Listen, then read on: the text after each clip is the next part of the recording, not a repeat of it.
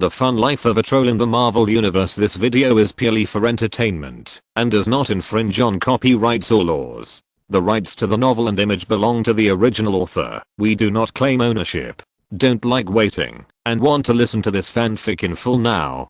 Subscribe to our Patreon, where you'll find the best fanfics. Chapter 351, Sherlock's Epic Enhancement. Although Thor didn't know what to do next, Spicy Chicken Threads soon gave the answer. After Spicy Chicken Threads roared, as if his wife had cheated on him in front of him, he rushed towards Sherlock like a mad bull. But Sherlock had no reaction. After all, Sherlock was still in the black and red cocoon at this moment. But fortunately, Thor stood up at this time. Although Thor didn't know what happened, there was one thing Thor was sure of, that is, no matter what Spicy Chicken Threads wanted to do, he just had to stop Spicy Chicken Threads. So, Thor rushed towards Spicy Chicken Threads with a hammer without thinking. But soon, Thor found something wrong. He didn't know whether it was because of the blessing of various emotions or the loss of other particles. Spicy Chicken Threads no longer had to use his own power to suppress the other particles, and the combat effectiveness of Spicy Chicken Threads increased a lot. Thor, who was supposed to be evenly matched with Spicy Chicken Strips, who was transformed into a cursed warrior, turned out to be 30-70 in this encounter. To put it simply, Thor was being beaten by Spicy Chicken Strips at the moment. So what was Sherlock doing? Sherlock didn't know what to do now. After all, Sherlock had never encountered such a strange situation. But there was one thing Sherlock was sure of, that is, his current state was magical. Although Sherlock was wrapped in a cocoon made of thick black and red mist at this time, the magical thing was that, even if he was wrapped tightly, Sherlock could still see the situation outside, except that he couldn't move. And not only could he see, if Sherlock used magic to perceive the outside world, he would find that at this moment, from the perspective of magic perception, the world had changed drastically. In addition to being able to perceive things, the original magic perception can generally perceive the state of things, which is also the key to becoming an aura and HP's magic. After all, if you don't even know what magic the opponent wants to use, then in the battle with other wizards, there is only one way to go. The 3 words you thought are absolutely fatal in a serious life and death battle. You thought that the black wizard on the opposite side was going to use the big melon, so you hid to the side, but he used the transformation. Although it is not so bad that you will die on the spot, but one wrong step will lead to another, and failure is doomed. But now Sherlock's magic perception. Sherlock was surprised to find that in his magic perception, the whole world has changed. The most typical one is that in Sherlock's perspective, the whole world is no longer a complete whole, but has become a world similar to that composed of lines. And with the passage of time, Sherlock feels that it is becoming easier and easier for him to manipulate the lines that make up the world. Of course, these are all changes in Sherlock himself, and what surprised Sherlock the most is the magic wand in his right hand at this moment. Sherlock raised his hand and looked. The one that looked exactly like the old wand, but without its divinity, had disappeared. Instead, a mass of black and red matter kept rolling. This massive matter gathered on Sherlock's right hand, and even if Sherlock wanted to get rid of it, he couldn't do it. Sherlock couldn't even think of a way to describe this massive matter. It could be smoke, solid, or even a sticky liquid. The most exaggerated one could even be a thing that could only be described as a quantum superposition state. Sherlock was not arguing. It was really magical. As long as Sherlock thought about it, that massive unknown thing could be seen and even touched, but it didn't exist in the magic perception. But as long as Sherlock thought about it, that massive matter could be perceived again. It was fucking magical. Sherlock seemed to have discovered something extremely interesting, and began to try the pile of things in his hand constantly, just like a curious child who found a thing he had never seen before. On this side, Sherlock was peacefully trying out the new gadgets in his hand, while Thor on the other side was not in a good state. Spicy Chicken Shreds seemed to be desperate, attacking Thor madly, trying to break through Thor's blockade. Even with the passage of time, Spicy Chicken Shreds' attacks began to become more and more desperate, and many of their fighting styles were fighting styles that exchanged injuries for lives. No matter how powerful Thor was, no matter how strong the physical fitness of the Asgardians was, they could not withstand such consumption. The whole person was beaten by spicy chicken shreds and his face was swollen, and he looked very embarrassed. Just when Thor was about to be planted in the ground by spicy chicken shreds for the second time, to become a blooming Thor flower, a tentacle composed of black and red mist flew out from the top of Thor's head and stuck to spicy chicken shreds' face. The huge impact force made spicy chicken shreds, who was just about to plant flowers, fly far away. Finally, Thor had time to look back with a bruised face. It didn't matter that he looked at it, but after seeing it, Thor felt a little bit uncomfortable. The big cocoon that originally wrapped Sherlock behind Thor had disappeared without a trace, and it was replaced by a person who was hidden in a black and red mist. In the black and red mist that made it impossible to see what was inside, there were two eyes with red light. The whole shape gave people a feeling that a peerless villain had arrived. Although the costume was a bit exaggerated, Thor could still feel that this person who didn't look like a good person was actually Sherlock. Seeing that Sherlock didn't seem to have any problems, Thor sat down on the ground. It seemed that he was finally relieved. No.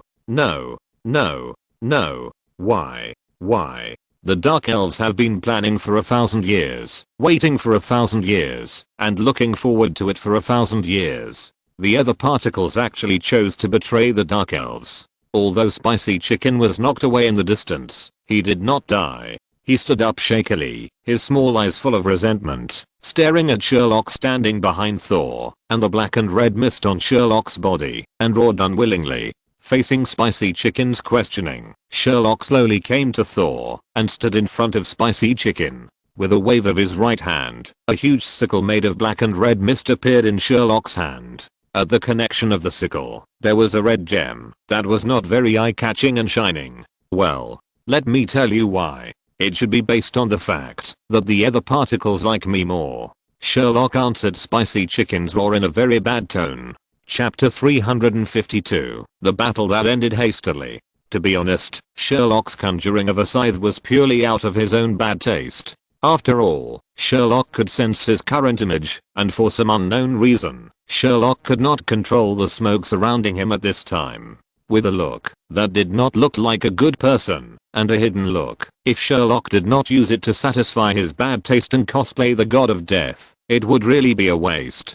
Facts have proved that Sherlock's cosplay was not only successful, but also a bit too successful. It may be because Sherlock had completed half of the big melon last time, which caused Sherlock to have an inexplicable power of death. Now that Sherlock's cosplay of the harvest sickle according to his own ideas appeared under the enhancement of the other particles in the reality gems, it actually gave people a feeling that the power of death was all over the body. In other words, Sherlock at this time felt like the real god of death had come. Unlike the group of muggles on Earth, Spicy Chicken, as the leader of the Dark Elves, has a wide range of experience. When Sherlock's image appeared, coupled with the breath of death all over his body, Spicy Chicken, who was originally in a rage, calmed down. His eyes were full of fear as he stared at Sherlock, who was cosplaying as the god of death, and even his tone was filled with inexplicable fear. The power of death.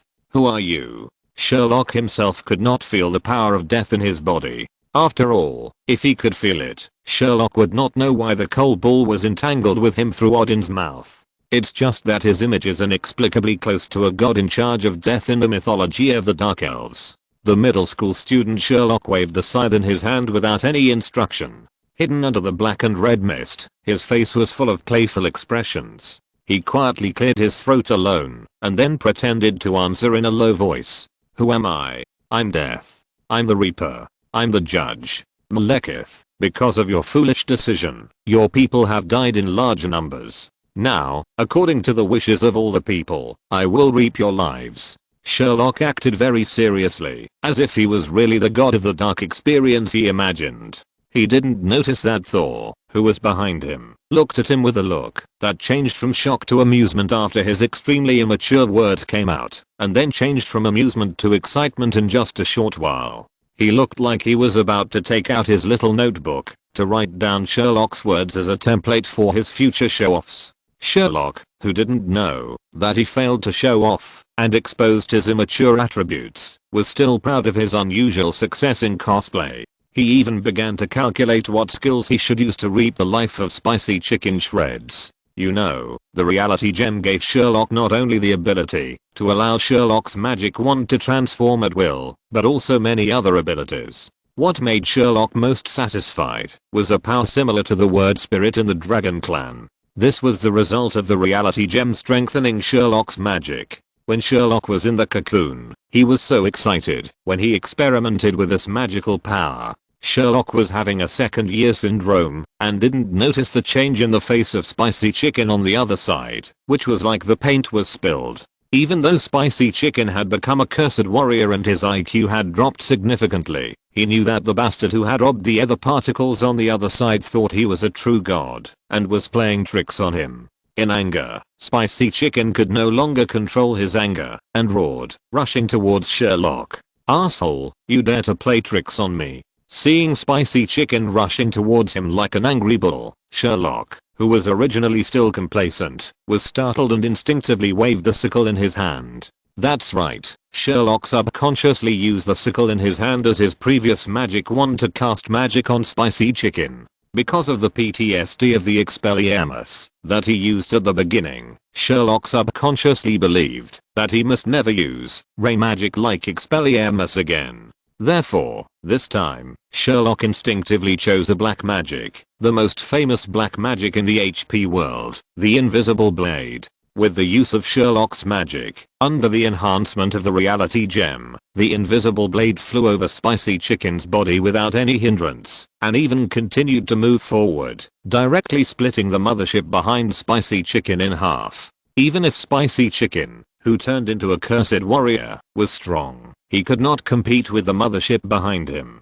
The whole person was split in half vertically by Sherlock's magic, and even because he didn't react, he ran 2 steps before he became 2 halves of the body and fell to the ground. Spicy Chicken Threads didn't feel that he had been split in half until he died. There was still anger on his face, and his 2 small eyes were still wide open. Seeing Spicy Chicken Thread's body parts scattered all over the floor, Sherlock almost vomited. He quickly changed back to his original appearance and cleaned Spicy Chicken Thread's body, making Spicy Chicken Thread's body disappear without a trace. The magical thing is that as Sherlock restored the sickle to its original wand appearance, the smoke on Sherlock's body also disappeared without a trace, revealing his original appearance. The only change was the wand in Sherlock's hand. At this time, Sherlock's wand was inlaid with a small red gem at the end. Because it was held in his hand, if you didn't look carefully, you might not really see it. When Sherlock finished dealing with Spicy Chicken Threads, he turned around and saw Thor's surprised eyes, which made Sherlock's head foggy.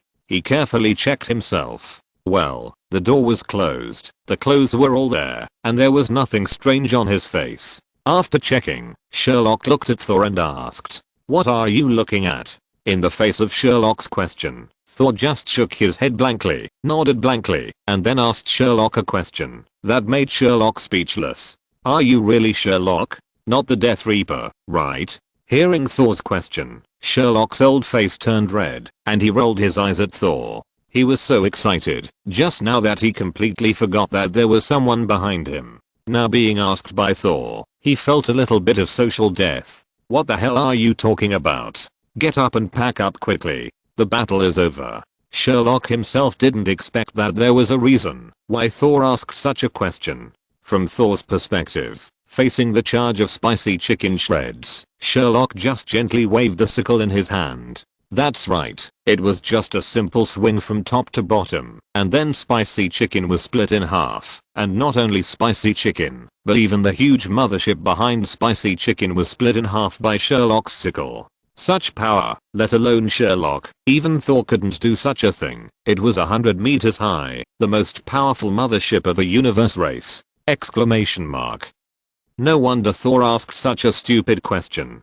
Chapter 353 After the War. Sherlock didn't know what Thor was like, but there was one thing Sherlock was sure of, that is, Sherlock really didn't want to go back to Asgard. It's not that Asgard is bad, but he really didn't want to go back to Asgard. Sherlock didn't even want to ask Odin if there would be any strange reactions when Sherlock combined with the reality gem. After all, no matter how good the relationship between Sherlock and Thor was, Sherlock would not be a person from Asgard for Odin. Of course, the most important point is that compared to Odin, who is used to using his own power, it is better to ask the ancient boss about the infinite gems instead of asking Odin about it. In any case, they all have hundreds of years of experience in using infinite gems, don't they? But, before that, Sherlock must go home. That's right, as the saying goes, gold lumps and silver lumps can't catch up with their own grass lumps. Although the battle ended very hastily, the mastermind Spicy Chicken Shreds would definitely die, even if the earthworm was chopped vertically. So for Sherlock now, the biggest temptation is not to get angry or messy, but the soft big bed in his home, and the luxurious bathroom, that Sherlock has never used. That's right, Sherlock's mind is full of the idea of going back, to take a comfortable bath, and then falling on his big bed, to sleep all day and night. Even this idea, as long as it comes up, it is more and more uncontrollable. Of course, as a good rabbit born under the red flag, and raised in the spring breeze, it is necessary to clean up the battlefield. The first thing to bear the brunt is the spicy chicken shreds that have become 2.5 portions. Looking at the colorful ground, Sherlock suppressed his nausea, and gave this thing a clean up. It is said that human laziness is the ladder of civilization and progress, and even magic cannot escape such a rule. Under the effect of cleaning, the body of the spicy chicken shreds on the ground disappeared without a trace, and even the blood that flowed out disappeared without a trace under the powerful blessing of magic. After dealing with the most disgusting thing in the entire battlefield, Sherlock set his sights on the mothership that had been split in half. To be honest, if possible, Sherlock really didn't want to split this thing. Although he really looked down on the aesthetics of the Dark Elves, this thing was a serious spaceship after all. If it hadn't been broken, Sherlock would have packed it up and brought it back to Tony. Who knows if this guy with an extremely high IQ could have researched something. If he modified it, wouldn't he be able to go out and have some fun in the universe? God knows if there are any succubi among the many races in the universe. Even if there are no magical creatures like succubi, it would be great if they could make a laser sword like in Star Wars. Which man can refuse a delicate succubus or a real laser sword? However, even if the Dark Elf's mothership has been scrapped, Sherlock doesn't intend to let it go. Based on the principle of hard work and thriftiness of rabbits, Sherlock still plans to take this thing back for Tony to have a look. Maybe Tony's inhuman thing can research some magical good things. Sherlock did it as soon as he thought of it. He used magic to shrink the Dark Elf's mothership, which had been split into 2 halves like spicy chicken strips, into the size of a model without any hesitation. In order to ensure the restoration of the scene, Sherlock even took out the lawn and shrunk it. From a distance, it looked like a miniature model placed in a big pit. After dealing with the size, Sherlock stuffed this thing into his library. As for the land of John Bull that he took away, Sherlock didn't have any psychological burden anyway. On the one hand, Sherlock had 1,000 ways to escape the customs with loopholes in the Eagle Source family. On the other hand, Sherlock didn't think there was anything wrong with what he did. It was just taking away a little land. John Bull collected more than a little land in the world back then. Don't say that this little land is not valuable. Even if it is valuable, Sherlock has a clear conscience. After all, the old Buddha had paid for him back then. After finishing the scene, Sherlock was naturally anxious. He threw the cosmic cube to Thor and attached his home address. Then Sherlock ran away immediately. It was the kind of running away without taking a cloud with him. The speed was so fast that even Thor didn't react. He held his precious meow hammer in one hand and the cosmic cube and address thrown by Sherlock in the other hand. He looked at the direction where Sherlock had left and then looked at Loki, who was lying on the ground unconscious. Thor acted a little bit late and shouted in the direction where Sherlock left. Wait, how should I get back? Send me back. Fortunately, it seems that Frigga and Odin's conversation was relatively successful. Just when Thor was confused about how to get back, a figure descended from the Rainbow Bridge and took away Thor and Loki, who were crying on the ground. Of course, these have little to do with Sherlock. Because of the overlapping of space, Sherlock did not use magic to leave immediately, but planned to leave for a distance before going home. So Sherlock had already determined the route of escape when he was running away. He took the subway for a while and then found a place where no one was to go home and enjoy it. But when Sherlock got on the subway, he regretted it. It can only be said that most subways in the Western world are a bad virtue. Even the London subway is actually not much better than the New York one, and it is even more dilapidated. Sherlock almost pinched his nose to sit the whole way. Of course, there were things in the process of running away. The most important point was that Sherlock found that his wand could no longer be put into his library. But relatively speaking, because of the blessing of the reality gem, his wand was like Tony's nano armor, which could be transformed into any object, so Sherlock did not hesitate to turn his wand into a ring. When Sherlock was far enough away from the overlapping place of the 9 realms, Sherlock opened his own portal. Looking at the familiar door of the gun shop on the other side of the portal, Sherlock almost cried. I don't know why Sherlock always feels that things have changed. God knows that he just wanted to be a matchmaker at the beginning, or he was forced to do it. Will it eventually turn into a cosmic war? Sherlock sighed and decisively crossed the portal, rushing to his villa in a hurry. Although he sighed, it didn't delay Sherlock's desire to take a bath and sleep.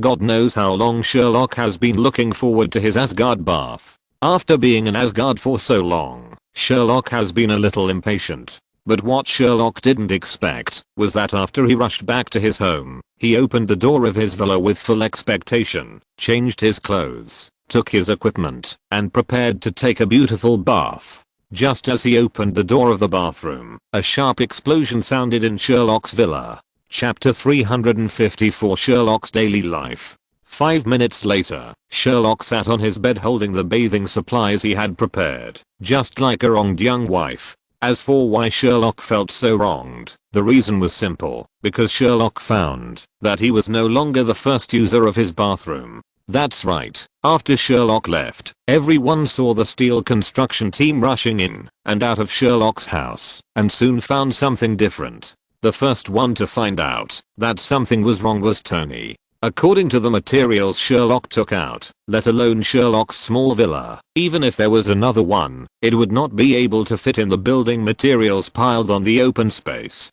There must be something wrong when things are abnormal. Tony dared to be sure that Sherlock had made some unknown transformation to his room. Of course, as a deep and thoughtful adult, Tony could still hold it in. It was not until Sherlock's room was renovated and the steel construction team had cleaned up everything, including the sanitation, that Tony sneakily found Pepper and Pepper to explain the situation. As the builder and housekeeper of the house, Pepper kept spare keys for each room at the beginning of the construction, which almost everyone in the residential area knew. Although Pepper was fair and unwilling to explore the privacy of Sherlock's house, she couldn't resist Tony's constant whispering in her ear. In the end, Pepper decided to satisfy Tony's curiosity out of helplessness. After all, Sherlock was Tony's junior and the person closest to Tony. If it was someone else, Pepper would definitely not agree. But even if she agreed, Pepper was afraid that Tony would mess around and be discovered by Sherlock after he came back. So she proposed conditions for passage, and Tony naturally did not refuse at all. Then the two of them discovered the Roman baths from Asgard in Sherlock's bathroom, which was decorated to the extreme with water mist, and was so large that it had no boundaries. Such an anti-human common sense thing appeared in front of the two for the first time, which was enough to shock their three views, especially Tony, who repeatedly measured the area of the bathhouse and the original bathroom. In the end, the two came to the conclusion that magic is indeed magical. Another point is that this stinky boy Sherlock, who has such a useful magic, actually hid it and didn't tell me. Not telling him, but secretly modifying it and enjoying it. This is intolerable, even uncles can't stand it. The two looked at each other and quickly reached a consensus. After doing this job for a lifetime, why can't you enjoy it yourself? So, Tony and Pepper became the first users of Sherlock's Roman baths.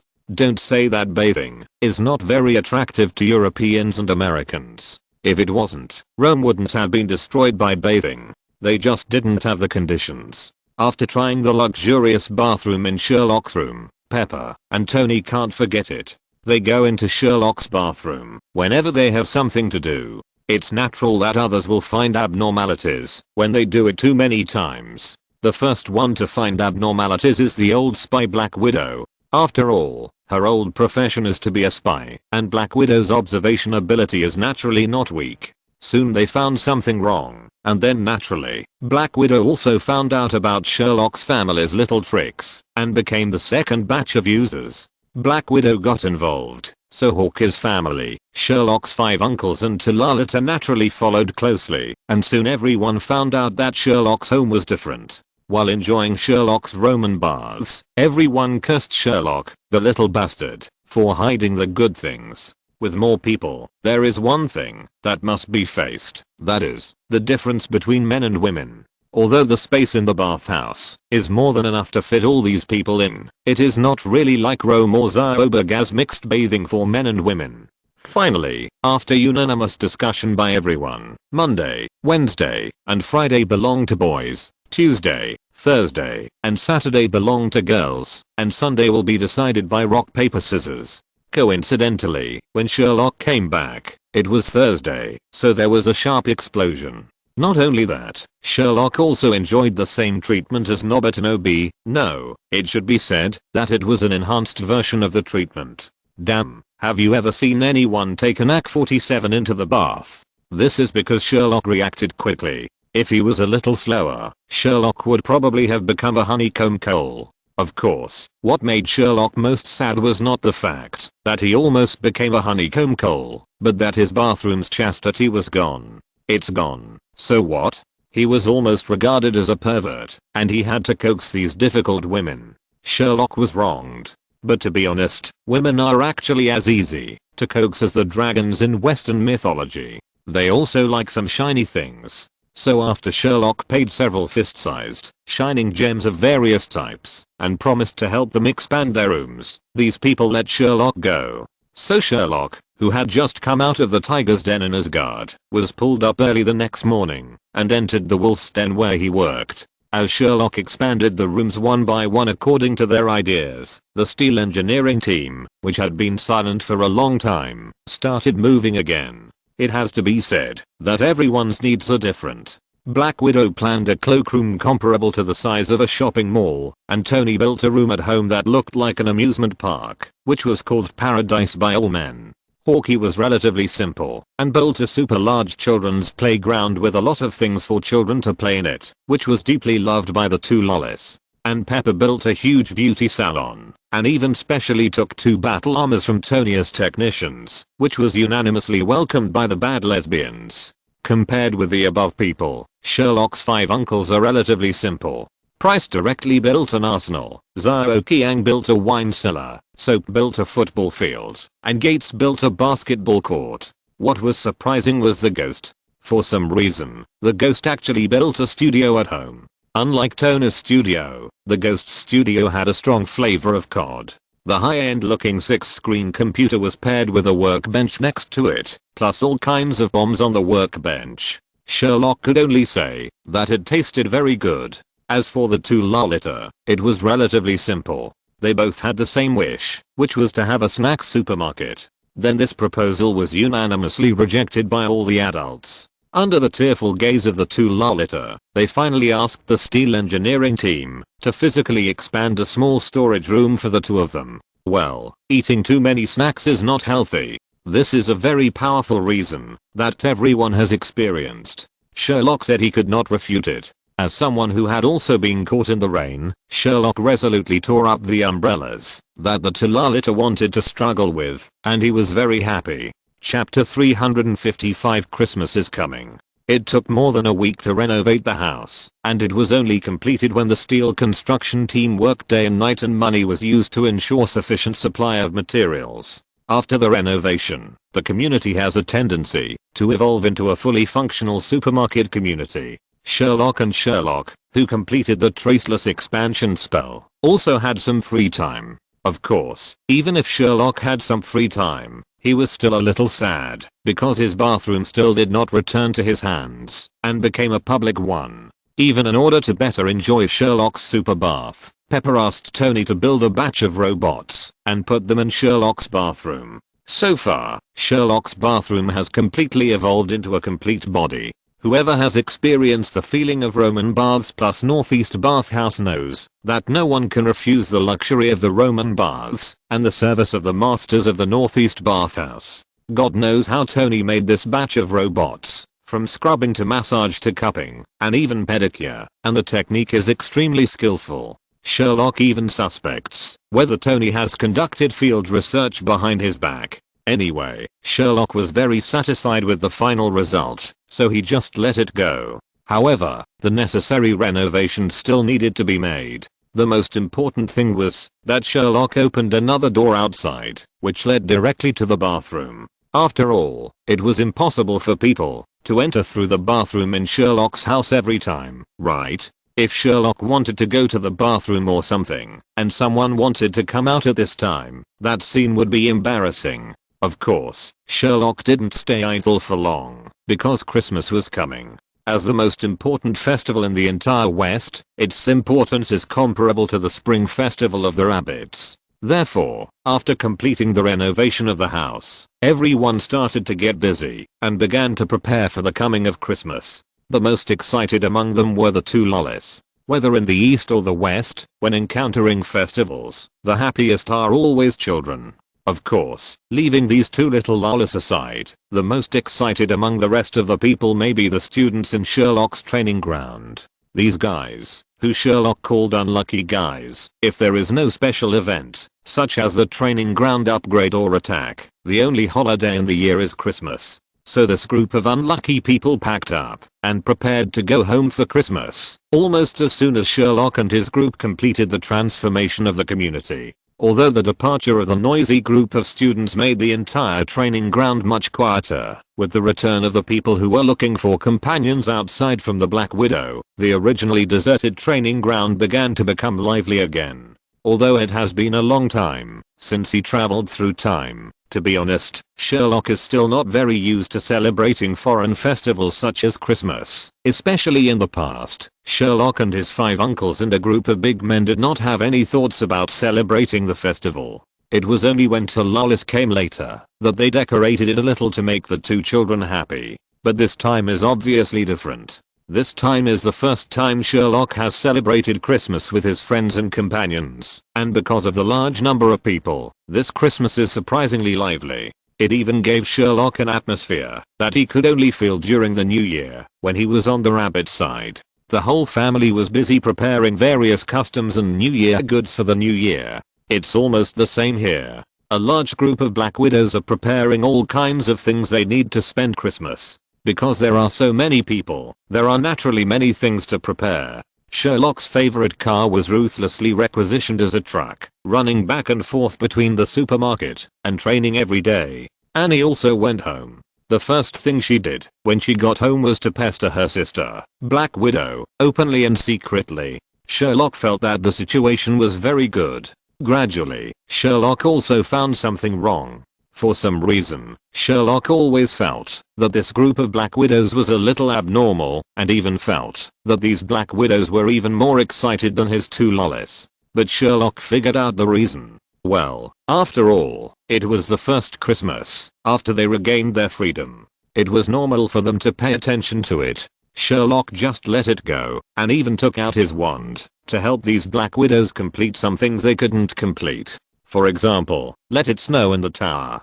Don't say. Under Sherlock's arrangement, the style of the entire community and the tower has completely changed. It looks like a wonderful feeling of ice and snow kingdom mixed with Christmas atmosphere. The most amazing thing is that the ice cubes Sherlock turned out feel like ice cubes, no matter how they touch, look, or even taste. Even if they are taken to the laboratory for testing, they are all real ice cubes, but this thing is hot and won't melt.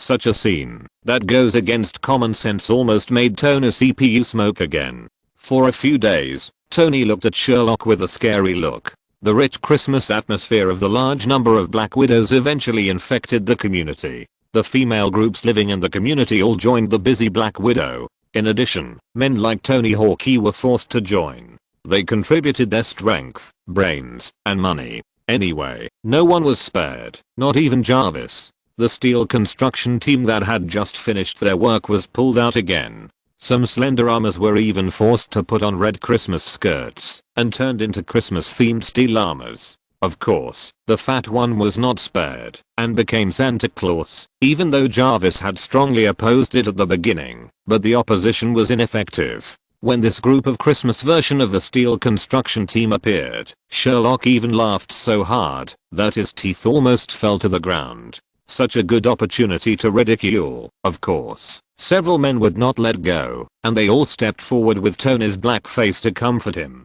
In addition to the atmosphere, the most important thing about Christmas is food and gifts. Food is easy to solve. After all, Black Widow was a global organization before liberation. Although the Black Widows in it were all Mao girls at the beginning, with the development, girls from various countries also joined. It is not difficult to organize a world food party, especially in Eagle Source. As long as you have enough money, you can buy whatever you want to eat here. The rest is the gifts. After all, if everyone gives gifts, there are too many people. As the boss of the training ground, Sherlock can't prepare so many, even if he is exhausted. Therefore, Sherlock came up with a trick. That is, except for the close ones around him, the rest of the gifts can be obtained through lottery. Of course, the gifts are not bad. The worst is a pigeon egg-sized gem, and even the first prize is Sherlock's magic field. No one has any objection to this. After all, this activity can liven up the atmosphere and test their luck.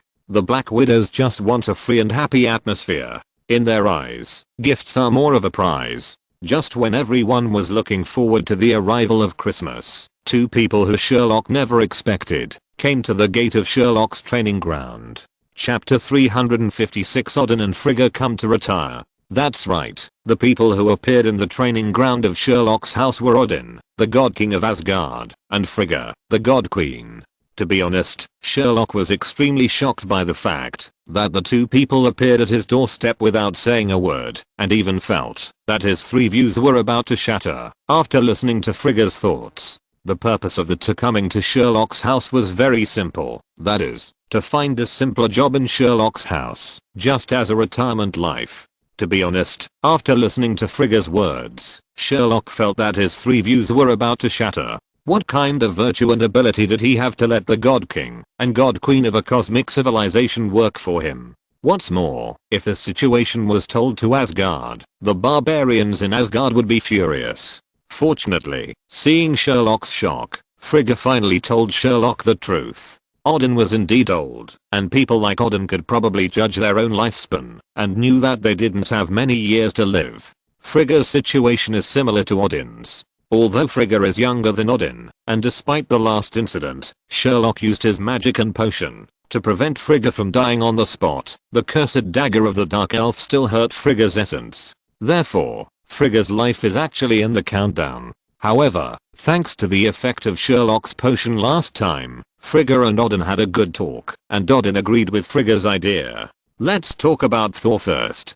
Doesn't Thor want to have a sweet love with Jane? Odin agreed to Thor's request. He can go to Earth with Jane to fall in love, but at the same time, Thor will lose all support in Asgard. In addition to the Mjolnir hammer, Thor can only take some clothes and personal belongings. Thor, who has lost the support of Asgard, can be said to be penniless. Even if he can continue to be a hero, and continue to be his god of thunder with the Mjolnir hammer, it will not be of any useful help to Jane and his life. After all, there is no such thing as a salary for superheroes. If there is a salary, then the meaning of being a superhero will be lost, and they will start to develop in the direction of their homeland. Odin hopes that Thor can understand the importance of responsibility through this love affair with Jane. Love is beautiful, but what supports love is always the responsibility that the two people bear in invisible places. And these responsibilities are usually very realistic and heavy. As for Loki, Loki is very simple. After the battle with the Dark Elves, the sin of invading the Earth on Loki is offset by the credit of defeating the Dark Elves. In other words, Loki is still the second prince of Asgard, and as the second prince, hasn't Loki always wanted Odin's throne? Odin gave it to Loki, but Odin is not a fool. He told Loki that he gave Loki a 1-year probation period. If he did a good job, then Loki would be the king of Asgard. If he didn't do well, then sorry, it's because you are not capable enough, and don't say that your father is partial to you in the future. What can Loki say? What he has been thinking about has suddenly come true. Loki was even dizzy when he took the eternal spear from Odin and suspected that he was dreaming. As for why Odin agreed to Loki to sit in that position, the reason was very simple. He really thought that Odin just had to sit on the throne. No, it was not. Although the people of Asgard are martial, it does not mean that Asgard has no civil servants. So many barbarians need to eat, wear clothes, need weapons, need shelter, and even need to adjust conflicts. The king has a heavy shackle while having supreme power. While enjoying the admiration of the people, it also represents endless responsibilities. It is as beautiful and comfortable as Loki imagined. Since Loki wants it, Odin doesn't mind letting Loki feel the heavy responsibility on his shoulders. And the most important thing is that Odin also said that there is a 1-year probation period. I believe that with this probation period, Loki can also do his best to deal with the things that he should deal with as a king. After listening to the arrangements of Odin and Frigga, Sherlock's mouth twitched fiercely, and he silently drew a cross for Thor and Loki in his heart. Even Sherlock could imagine Thor's poverty and Loki's upset by all kinds of troubles. Especially Loki. Did he really think it was that easy to be a king? Just look at the ancient emperor on the rabbit side. That time arrangement was no less than that of a 007 worker. Even the most primitive desire of human reproduction became a formulaic work content. Just thinking about it made Sherlock's scalp numb. And Loki's hairline was originally very high. Taking over Odin's affairs? Well, I hope that, when we meet next time, Loki will not have a terrible hairstyle like the Mediterranean. But to be honest, Sherlock once again confirmed one thing through the conversation between the two, especially the conversation with Frigga, that is, among all his potions, the Felixir is definitely at the top of all potions. Even the entries brought by the Felixir are not as simple as Sherlock imagined. Take Frigga's, everything returns to zero, last time. Although Sherlock has already highly regarded this entry, it turns out that Sherlock still underestimated this entry. In this entry, not only various states were directly cleared, but even some emotions that affected rational judgment were directly cleared by this entry. In other words, under the influence of this entry, Frigga at that time was completely a female version of Colonel Chuzuan who was transformed into a robot and had absolute rationality. Just thinking about it was enough to give Sherlock goosebumps. Of course, since the two had already come, and they came on a holiday like Christmas, Sherlock naturally couldn't refuse them. After introducing their identities to everyone, the two naturally moved into Sherlock's training ground. But what Sherlock never expected was that the professions they chose were too weird. Odin happily chose a position as a dormitory manager in a student dormitory building because he liked to see these young people sweating, and he liked to interact with young children. As for Frigga, well, Frigga is even more bizarre. She chose to be the dormitory manager of the Black Widows. She even relied on her outstanding personality and maternal aura. In just a few days, the Black Widows voluntarily changed their name to Frigga's mother. Odin was a little jealous of this, and even said that his group of boys were just on vacation, and he would definitely not be worse than Frigga when they came back. Although Odin has not yet been promoted to the father of the students, Odin has completely let himself go on Earth. Anyway, the students are on vacation, and Odin, who has nothing to do, has set his eyes on Sherlock's vegetable garden. In Odin's words, Odin and the gardener are both ding, and there is not much difference. Sherlock and the Avengers are a little jealous, especially Tony, who always looks at the old couple with a strange look. He even told Sherlock more than once in private that he finally knew why Thor and Loki have such weird personalities. Chapter 357 Christmas Party, Part 1. The arrival of Odin and Frigga did not affect the preparations for the Christmas party at Sherlock's house. In addition to the necessary Christmas atmosphere, the rest of the Christmas party is nothing more than gifts, food, and drinks. Don't worry about the food. Except for Sherlock, the only unlucky guy who knows Chinese food, who must be on the field. The rest are decided by drawing lots. Needless to say, as the owner of the training ground, the gifts for the lottery are of course arranged by Sherlock. Sherlock is also very cunning. Anyway, the training ground is already dominated by women, so Sherlock simply took out the jewelry he got from this business in Asgard. Especially when the second prize, the pink diamond the size of a basketball, appeared. Sherlock clearly felt that the eyes of the group of Black Widows behind him were all glowing with man-eating light. Then of course, the most important thing is the drinks, and the task of going out to buy drinks naturally fell on a few gentlemen. Now there are 3 pickup trucks in Sherlock's training ground. One is the Raptor that Sherlock once bought. One is the Mercedes-Benz G6 6 that Tony bought to make Sherlock angry. And the other is the Raptor 6 that Tony promised to give Sherlock. After a fierce lottery and struggle, the men finally decided the ownership of the cars. Sherlock and Tony drove Sherlock's Raptor 6 Soap and Ghost chose the Mercedes-Benz G, and Hawkeye and Price could only drive the ordinary version of the Raptor. There is a reason for this pairing. As we all know, Hawkeye is an honest man and a son of nature who likes to get close to nature. Hawkeye always has a fatherly vigor, so Hawkeye and Price inexplicably have magical friendship. One of them is good at archery and the other is good at sniping. It can't be said that they have no common topics. Anyway, in Sherlock's opinion, their friendship is full of weirdness everywhere. It's like the sympathy between middle-aged men with children. As for Soap and Ghost, well, Ghost always wears a skull mask and looks very cool, but Sherlock knows that he is just a pure and reserved person. Whenever he and Soap get together in private, it is like a large-scale crosstalk show.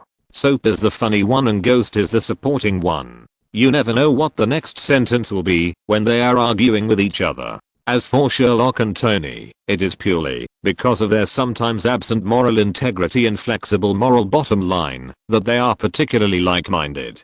The atmosphere in the 3 cars is also very clear. Hawkeye and Price are communicating between middle-aged men. Soap and Ghost are telling crosstalk, and Sherlock, Tony and Antonia are having fun. What? Where did Antonia come from? Well, we can only say that this guy was in the car before Sherlock and Tony got in the car. As for why this guy was in the car, the reason is very interesting. As we all know, Antonia has already worshipped Black Widow as her teacher. Normally, she is Black Widow's follower. But after Anne came back, she coveted the position of Black Widow's follower. Antonia naturally couldn't let go, so Black Widow's hard days began. In the private chats of Sherlock and others, some weird Black Widows, it has changed from the initial good momentum to a love triangle. Even as far as Sherlock knows, some Black Widows have begun to write fan fiction about the 3 of them in private. Sherlock has also read some of them. Well, it's very exciting. The reason why Antonia appeared in Sherlock's car is very simple. Black Widow couldn't stand her sister and her apprentice following her to compete in tea art, so she sent them away directly, just to find some peace and quiet. Antonia naturally followed Sherlock out to buy wine, and Anne was sent by Black Widow to help in the kitchen. Anyway, the result is not bad. Antonia is also a lively person. She can play well with Sherlock and Tony. Just look at the 3 of them having fun in the car. Only the innocent shock absorber bears the intense emotions of the 3. Even Hawkeye and Price, who followed behind Sherlock's car, were a little confused when they saw the Raptor 6 jumping forward. In the end, Hawkeye thought for a long time before asking, "I remember that Tony just bought this car not long ago. How come the shock absorber is broken?" Price, who had a deep understanding of Sherlock and Tony, replaced his roar with silence. The 3 cars almost bought all the drinks in the surrounding supermarkets, even the Chinese supermarkets. When Sherlock was in the Chinese supermarket, he took Red Star Erguotao and performed a famous scene of Jiang Wen fooling foreigners. Mao Te is just fooling foreigners. Only this is real. After drinking this stuff, you are not afraid of the atomic bomb. After Sherlock said this, even the most stable Price and Hawkeye were stunned by Sherlock, not to mention the others. Of course, you have to ignore the Chinese cashier standing behind the cash register not far away, who thought about almost all the sad things in his life, almost pinched his thigh to amputate, and his face was red, so he didn't laugh. After everyone filled the truck bed in the car with drinks, they began to drive towards the training ground with satisfaction. Of course, they were very excited when they came, and Sherlock, Tony and Antonia were even more excited when they went back. The three of them were howling in the car accompanied by the Christmas songs on the radio. Sherlock even performed a unique skill, singing while turning the steering wheel left and right. As the vehicle shook, the wine bottles in the car bed and the truck bed made a regular glass collision sound. These neat collision sounds unexpectedly matched the three people's howling songs, which made the three people even more excited. Soap and Ghost followed behind the three people. Soap, who was holding the steering wheel, observed Sherlock's car for a long time, and then asked Ghost beside him with a puzzled look, "Do you think Sherlock and his steering gear is broken, or did they drink in advance?" After the two of them analyzed it one by one, they both agreed that Sherlock had already started drinking with Tony in advance. They both decided to wait until they returned to the training ground to teach them what it meant to drink and drive without drinking, and to drive without drinking. If you don't drink properly, your loved ones will shed tears. If you're listening to this novel on a channel other than Fanfic World, it means they downloaded and uploaded it without effort. We cordially invite you to visit our channel, Mundo Fanfic Novelos. There you'll find the original version of this story and you can explore many other novels of various genres. We're waiting for you to immerse yourself in a world of incredible novels. Chapter 358 Christmas Party, Part 2. After the most important drinks were in place, the largest Christmas party in the history of the training ground began immediately. As a former love expert and an absolute party wanderer, Tony naturally took on the role of adjusting the atmosphere, and what really pushed the atmosphere of the entire party to a climax was Sherlock's lucky draw. Unexpectedly, the first prize was won by Anne, the sister of the Black Widow, and Sherlock's first prize was to fulfill Anne's wish within his ability. Don't think that this first prize is small. You must know that Sherlock has magic, and under the blessing of magic, many things that seem unlikely can be easily done. Of course, Anne did not immediately redeem this promise, saying that she would talk about it after the party was over. Sherlock naturally had no objection. As the saying goes, the atmosphere is here. Sherlock will naturally not spoil the fun, and he also started to compete with his friends in drinking. After all, with Sherlock's warm ice here, even if it is an open-air venue, nothing will happen if he really gets drunk and sleeps on the ground. So Sherlock simply let go and drank, and even the two Lalita who were not old enough got a lot of drinks. The only regret is that there are no fireworks to help in such a warm atmosphere. After all, according to Sherlock's idea, Christmas is celebrated as the New Year. Without firecrackers, Sherlock always feels that something is missing.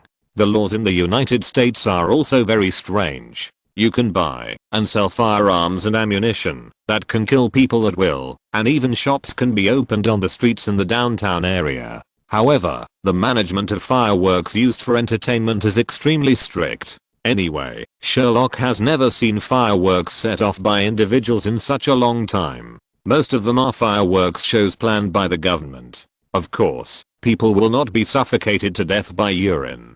There are naturally substitutes for fireworks that cannot be bought, especially in a family like Sherlock that integrates training grounds and arms dealers. Before Sherlock completely blacked out, Sherlock's last impression was that two Lolita held a spray gun in each hand, pointed the muzzle at the sky, and were using dragon breath bombs as fireworks. Compared to the little flowers of the two little girls, Black Widow and 141 played even more. These beasts threw flash bombs into the sky, as if they were firecrackers. In short, it was very wild. The next morning, Sherlock found himself waking up next to his toilet. Of course, the place where he woke up was normal. What really made Sherlock feel collapsed was the clothes on his body. God knows that he was wearing a sweatshirt before attending the party. Why did the clothes he wore after waking up the next day become the red Christmas style skirt that was supposed to be worn by the steel construction team? The most important thing is that Sherlock couldn't remember what happened last night. His last memory was that the two little girls set off fireworks, and his uncle and Black Widow mistook the flash bombs for firecrackers.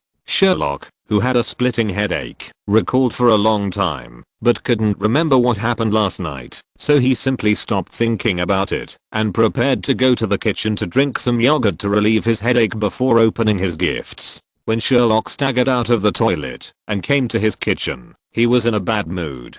After all, when you find a pair of high heels in your microwave and a piece of soap, that someone has bitten off is placed on the plate next to the sliced bread, you will not feel very good. And not only is it not good, it is even a bit disgusting. I don't know if I ate the soap or spit it out last night. Sherlock is really afraid that he will spit bubbles later, which will make her happy. He staggered to open the door of the refrigerator. As soon as he opened the door, Sherlock was greeted by the ruthless headbutt of the little coal ball. After the little coal ball hit Sherlock with his head and made him squat, he stood next to Sherlock and kept meowing. Although Sherlock didn't understand cat language, from the situation last night and the expression of the little coal ball now, Sherlock also knew that the little coal ball was cursing very dirty at this time.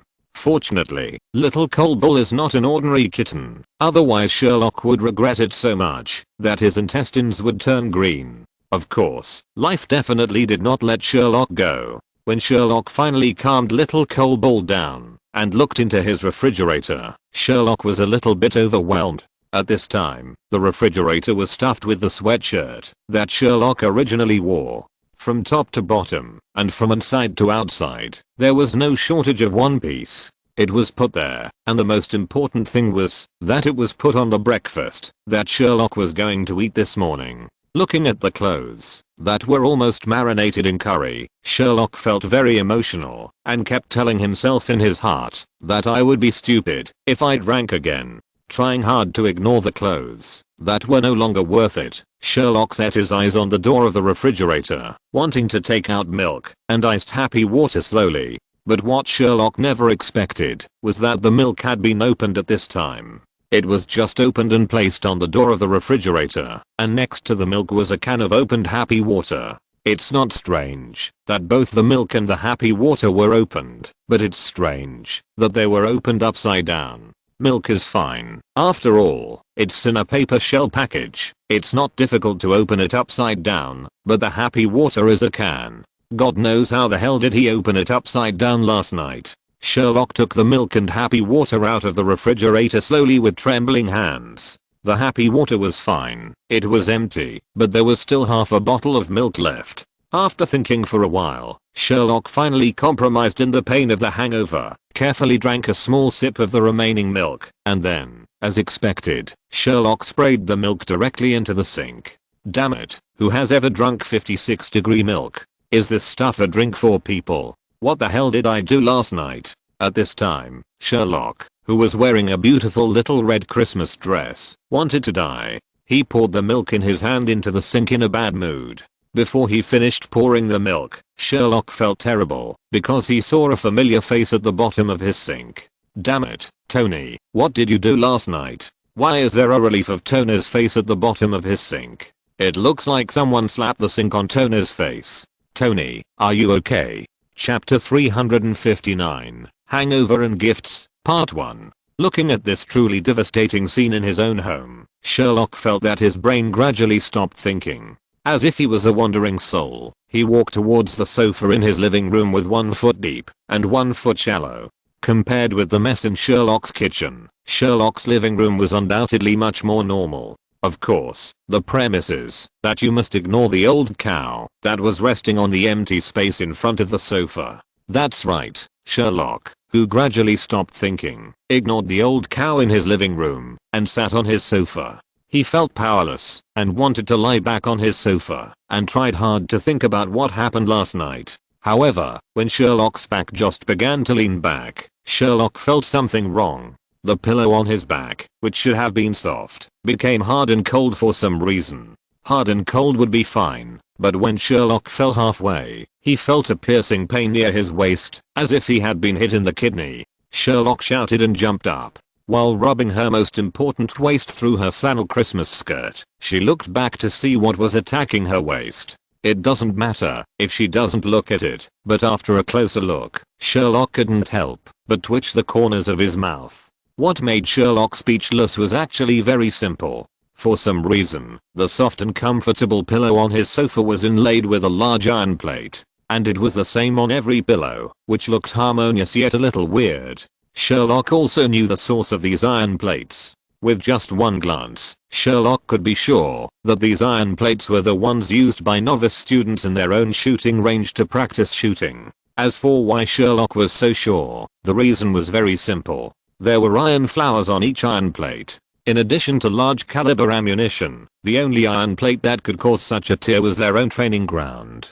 As for the old cow lying on the ground, Sherlock didn't want to say much. Now Sherlock was squatting on the ground with his head in his arms, thinking about whether he should live in another place. After a while, Sherlock reluctantly adjusted his mood and prepared to go to the bedroom to change clothes first. After all, the best way to know what happened last night was to check the surveillance, and checking the surveillance meant going out. Sherlock didn't want to walk out of his room in this little skirt and then be regarded as a pervert by others. After rubbing his swollen temples, Sherlock walked to the door of his bedroom in 2 steps, slowly turned the handle, and opened the door of his bedroom. The next second, Sherlock closed the door again at lightning speed. Sherlock's pupils began to tremble as he held the door handle. What did he see? He fucking saw a leopard lying on his bed. Sherlock was thinking so hard that his CPU was about to smoke, but he couldn't figure out who the leopard was. Sherlock didn't even have time to take a closer look at the shocking glimpse just now. After rubbing his eyes hard, Sherlock took a deep breath and carefully pushed open the door of his bedroom again. This time, Sherlock saw it clearly. Damn, it was indeed a leopard print. And it was the most natural and perfect leopard print. Because there was a leopard lying on his bed. A living leopard. Sherlock, who was standing at the door, was in a bad mood.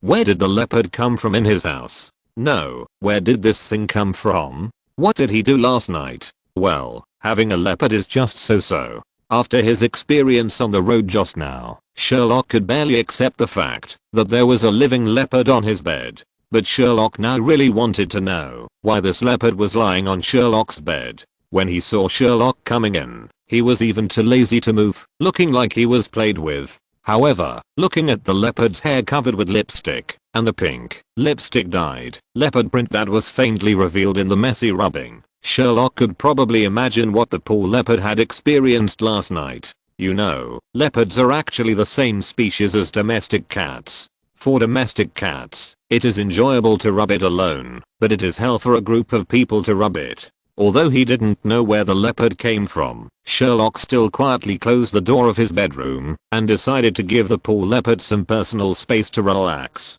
Fortunately, Sherlock still had magic. After a short period of psychological preparation, Sherlock decisively took out his magic wand and turned his Christmas-themed red skirt into a sweatshirt and pants that couldn't be more ordinary. After standing at the gate of his villa, he took a deep breath and opened the door of his house at once. The scene behind the gate almost made Sherlock scream directly. The reason was very simple, because there were many black widows lying in all directions on the originally clean and tidy streets. It looked as if someone had rushed in and knocked all of them down. That guy had all kinds of weird postures. If it weren't for the deafening snoring on the street, Sherlock would have even begun to doubt whether there had been an extremely tragic battle here. This was all thanks to the warm ice that Sherlock had arranged for Christmas. Otherwise, according to the current temperature, all of these black widows who were drunk and lying on the street would have been frozen to death. In desperation, Sherlock could only take out his wand in the library and fly carefully to the hangar.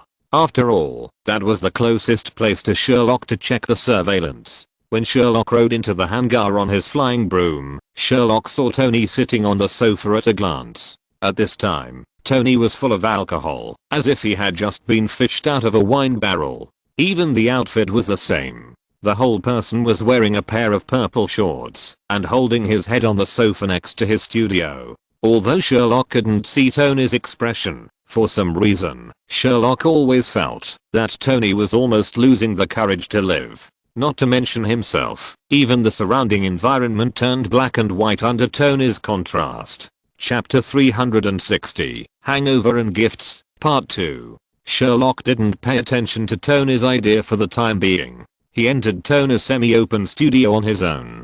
At first glance, he saw a newspaper on the workbench. Out of curiosity, Sherlock picked up the newspaper and took a look. A huge headline on the front page immediately attracted Sherlock's attention. New York Zoo suffered an unprecedented theft, and a large number of rare animals are missing.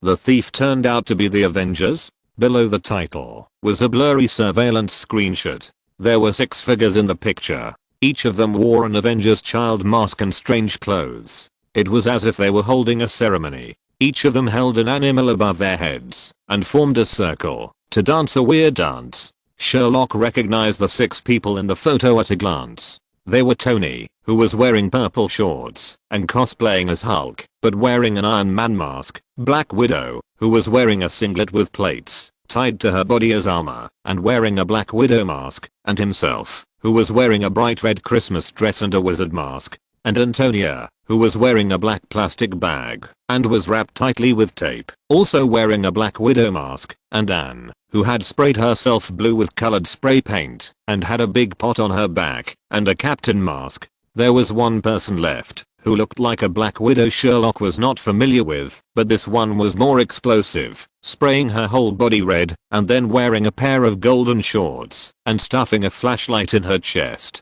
What's the difference between her and the real name system, while madly throwing her resume, taking off her pants, and shitting on the street in public? Okay, now Sherlock knows where the poor leopard in his room and the old cow in the living room came from. Sherlock almost put down the newspaper in his hand with trembling hands, and then reached out to the surveillance playback that had been prepared long ago. After swallowing hard, Sherlock gently clicked the mouse. Well, the video started when the 2 girls were about to set off the smoke, and everything was beautiful at first, just like a lively party scene. It wasn't until someone took out a cup of oolong tea made of 96-degree vodka and whiskey that could be ignited that the whole party began to gradually develop in the direction of a group of demons dancing. Sherlock never thought that Black Widow, his uncle, and the group of friends around him were all ruthless people. Since the appearance of oolong tea, all kinds of high alcohol cocktails have begun to emerge.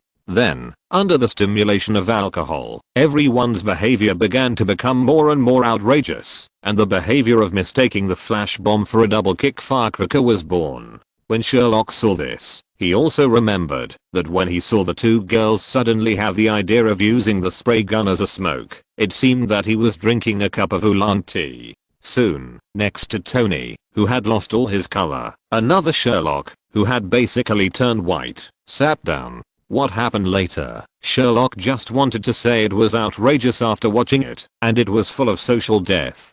From the Avengers to the Black Widow, no one could escape social death. Now Sherlock can clearly understand what it means to be drunk. It is terrible to have someone to help you recall. Obviously, Jarvis, as the only person who cannot drink in the whole scene, plays the role of helping people recall. Soon, the colorless Black Widow sat down next to Sherlock, then Hawkeye, then Sherlock's 5 uncles, then Antonia, and then Anne. After all the people came, they looked at each other and quickly reached a consensus. Tony represented the Avengers and represented the Black Widow, Price represented the training ground, and Sherlock was a witness. Several people signed a 4-party agreement on the spot to ensure that this surveillance would never be leaked. At the same time, the security level of this surveillance was raised to a higher level than the level of the pirated Avengers photos taken at the beginning, and it was guarded by the Avengers themselves. Unless everyone present agreed and then confirmed by Sherlock, no one could extract or watch this surveillance video. In order to keep it secret, the people signed the magic contract written by Sherlock. If they breached the contract, the consequences would be terrible. Men would lose their precious kidneys, and women would be locked at £300. Of course, the agreement was signed, and the follow-up matters also needed to be dealt with. Anyway, on Christmas Day, the entire training ground became extremely busy until late at night. After all, there were too many things to send back, such as animals in the zoo, red and blue flashing lights of police cars, sculptures on the municipal building, and the spire on the Empire State Building. There were too many messy things to count. During the day, everyone started to count the things that did not belong to the training ground desperately with hangovers. At night, when Sherlock opened the portal to send things back, his wand was almost smoking. It was not until the early hours of the morning that everyone reluctantly restored the training ground to its original state, and then set a rule that alcoholic beverages with a concentration of more than 50 degrees would never be allowed in the training ground, and then they went back to rest. Even Sherlock was no exception. Christmas, which was supposed to be spent opening presents, turned into a large-scale collective social death journey because of a crazy party. Fortunately, Sherlock's gifts were delivered to his relatives and friends before the party started. Sherlock gave each of his 5 uncles a Terran tactical customized rifle, each of which was customized according to their preferences.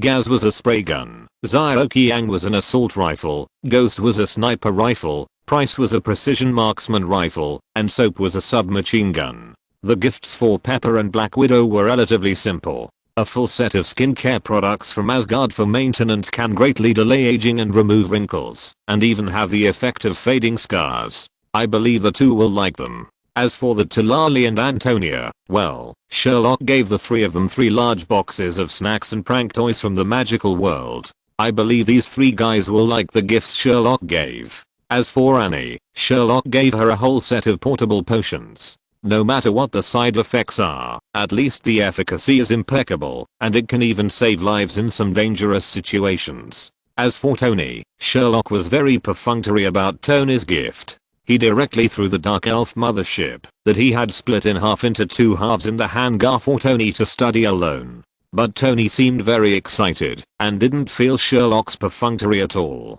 As for Hawkeye, well, Sherlock certainly wouldn't forget this man who had just become a father. He first gave Hawkeye's child a whole set of toddler toys from Asgard. This set of toys can stimulate the child's body through the magic patterns on the toys and slowly guide the child to become strong and brave. As for Hawkeye himself, Sherlock gave him a warbow that he made with alchemy. The function of the warbow is very simple. It can copy 2 identical arrows at the moment the arrow is shot out. It feels a bit like the Beastmaster bow in Zelda. At this point, Sherlock has to mention the Christmas gift that Tony, this unreliable guy, gave to Hawkeye. When Sherlock saw it in Tony's studio, he almost fainted with laughter. Remember the nanobiochemical armor that Hawkeye wore when he helped Black Widow last time? That's right, Tony made that thing, and even the functions are exactly the same, and gave it to Hawkeye as a gift. Of course, this thing only looks like it, and it is not like in the game, that you can't take it off once you put it on. But even so, Sherlock can imagine Hawkeye's entanglement when he received this gift. If you say you don't wear it, each of the functions of this thing is very practical, and it can greatly improve your battlefield survivability. But if you say you wear it, well, it's very uncomfortable when the dead memories suddenly start to attack Hawkeye.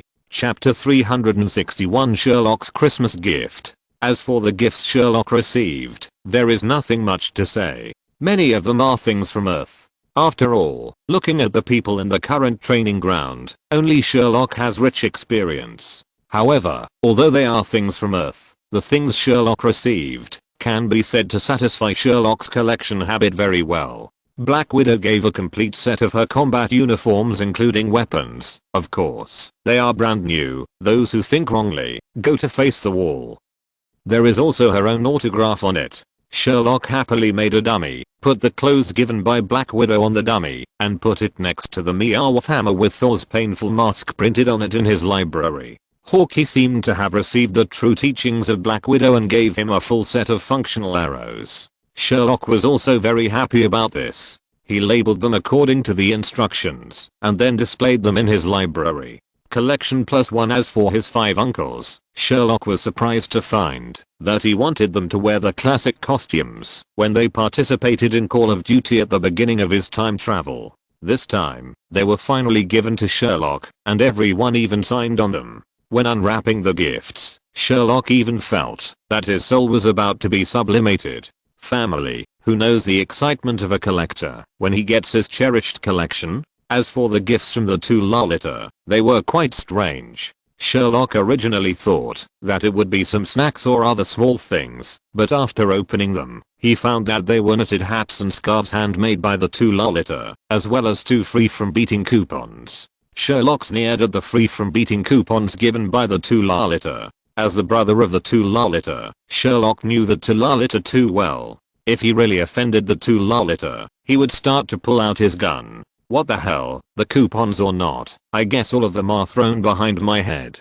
Beat them first, and talk about it later. This is the usual style of the 2 Lolita. Do you want to make the 2 Lolita gentle with this little note? Wake up, don't dream. So Sherlock still thinks that the scarf and knitted hat given by his lolly are more economical. Although the level of both of them is very poor, it is enough to make Sherlock feel happy, and he stayed on his head on the spot. As for Antonia, it was simpler. She gave Sherlock a super large box, which looked almost as big as the cardboard packaging of the refrigerator. When Sherlock curiously opened Antonia's gift, a speechless expression appeared on his face in an instant. As for the reason, it was very simple, because Antonia gave Sherlock a complete set of cat supplies. From cat climbing frames, to cat cans and cat strips, everything is available, and just looking at the packaging, you can tell that it is definitely the top product on the market.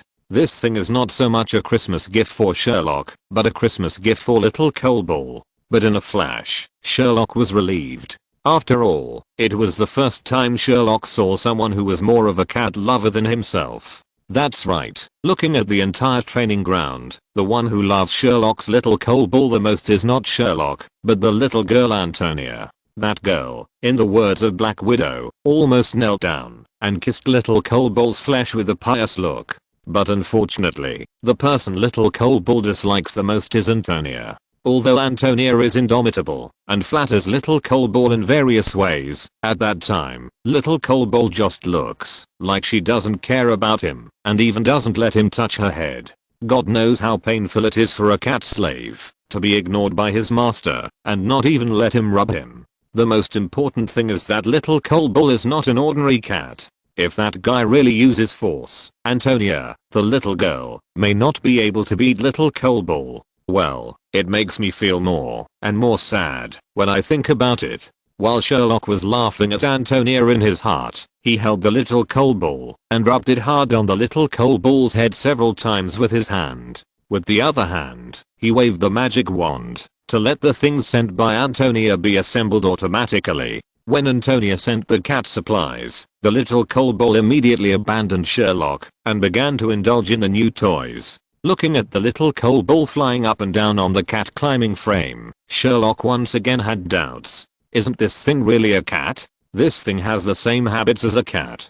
After the little Colbull showed a wave of unique skills of how to catch the red dot with the laser cat toy sent by Antonia, under the surprised gaze of the little Colbull, Sherlock was satisfied and continued to open the only remaining gift. The only thing left was the gift from Tony. When Sherlock opened Tony's gift package, Sherlock was completely dumbfounded, because inside the package of Tony's gift was the same shield as the captain. And according to the letter paper in the package, this thing is a 1-to-1 Captain America shield, and even the material is his fucking vibranium. In order to make this shield, Tony used a lot of relationships and connections to turn his father's semi-finished product into a complete product. Sherlock was excited holding the shield in his hand. I, Sherlock, would like to call Tony's gift a Coulson jealous device. Who can refuse a real, metal, elastic and powerful frisbee? Sherlock ran out as soon as he got the shield and found a small forest to experiment with the same frisbee technology as the captain. With Sherlock's experiment, Sherlock soon realized a reality. As a mage, he should just be his output and turret. Watching the shield go up to fight is definitely not what a mage should do. This is Sherlock's conclusion, after he almost had his head chopped off by the shield twice, and was hit directly in the stomach by the shield once. In the end, this replica of Captain America's shield just lay in Sherlock's collection, becoming a collection that satisfied Sherlock's hobby. After experimenting with the shield, Sherlock returned to his room contentedly, ready to have a good rest. I don't know if it was Sherlock's illusion, but Sherlock always felt that this Christmas was even more tiring than usual. Just when Sherlock was about to take a bath and take a nap, someone knocked on the door of Sherlock's house. After opening the door, a person who Sherlock never expected appeared in his sight. Annie. Chapter 362. I'm filming Marvel. Anne came to Sherlock for one thing. Remember, Anne won the first prize in Sherlock's lucky draw. That's right, Anne came to redeem her wish. Sherlock originally thought that Anne would ask for magic equipment or something, but what Sherlock never expected was that Anne actually told Sherlock that she wanted to stay with her sister more, and it would be best if there was a reason for it. After hearing Anne's wish, Sherlock felt very bad.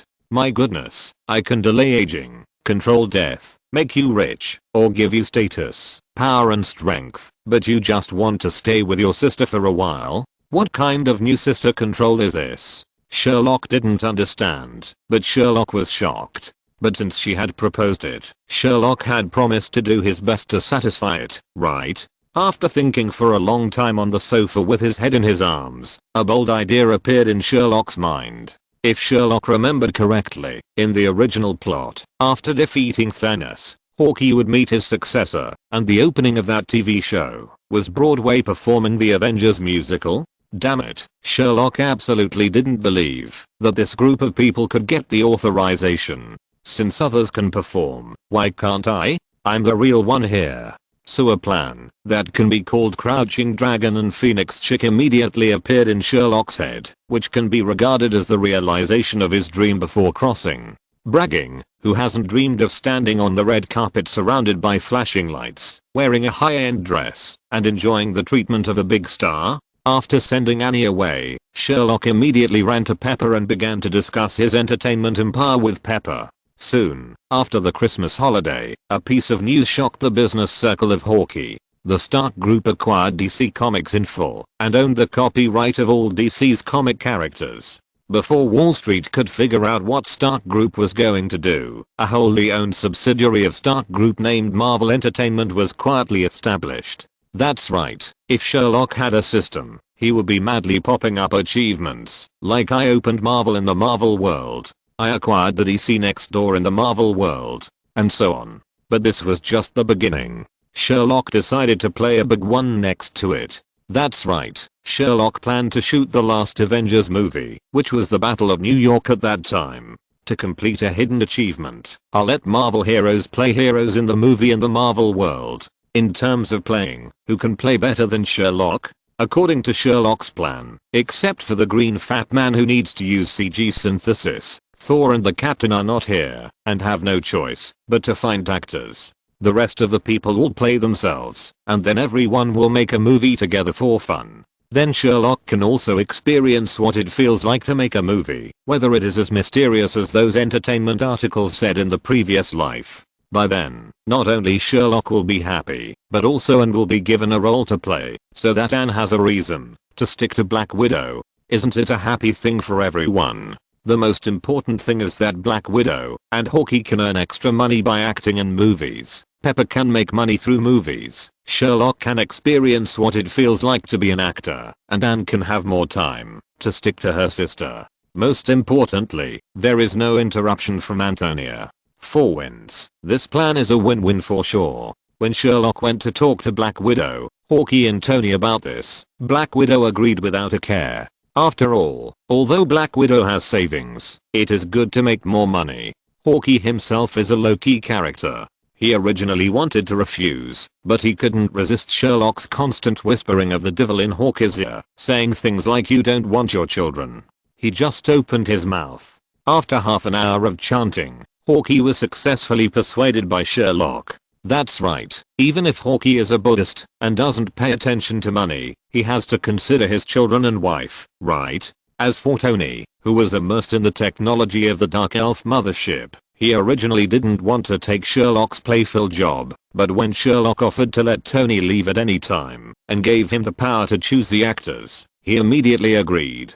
Seeing Tony grinning, as if he had thought of something, Sherlock was still unsure in the end, and added another clause to the terms. Captain and Thor must choose someone who looks similar, at least not ugly. Tony just waved his hand impatiently at Sherlock and drove Sherlock out of the hangar. Soon, Sherlock knew what Tony was grinning about at the time. Looking at the photo of this old black man in front of him who weighed at least 300 kilograms, had a Mediterranean hairstyle, and looked ferocious, Tony actually told Sherlock that this guy was the actor of Black Sauce Egg.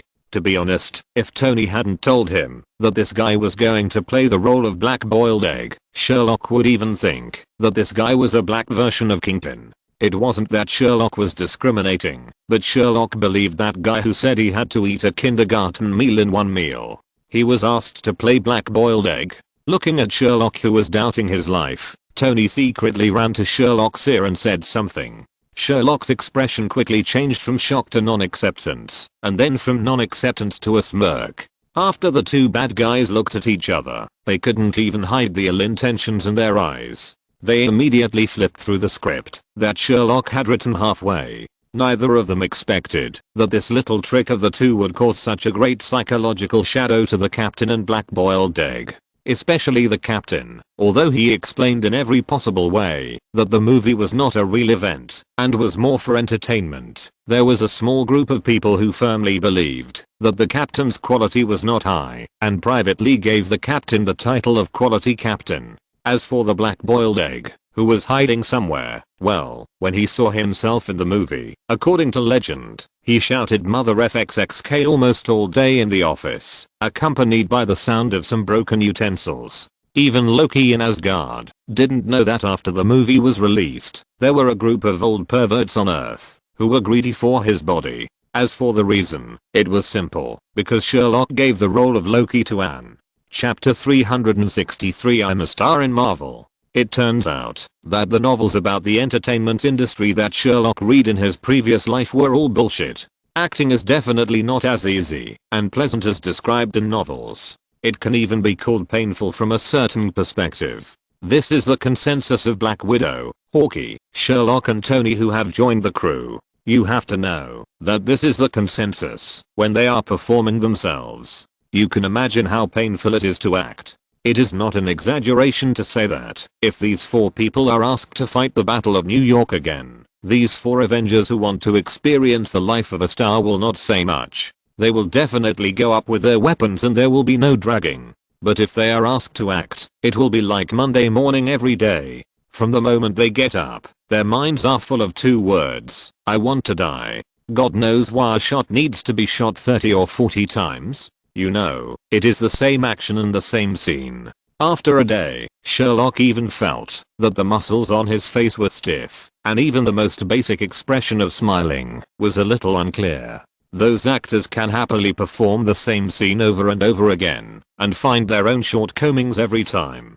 Sherlock has also seen some clips that have been performed countless times, but Sherlock swears to God that when he watched it, he felt that every time he watched it, he just felt that it was exactly the same, and he couldn't find any difference at all. What makes people want to curse even more is that, for various reasons, the entire crew spend most of the time shooting in a Hollywood studio. This means one thing: she is surrounded by green screens, and everyone has to perform in this green screen where even the steps can't be seen clearly, but it feels like being in New York! Exclamation mark.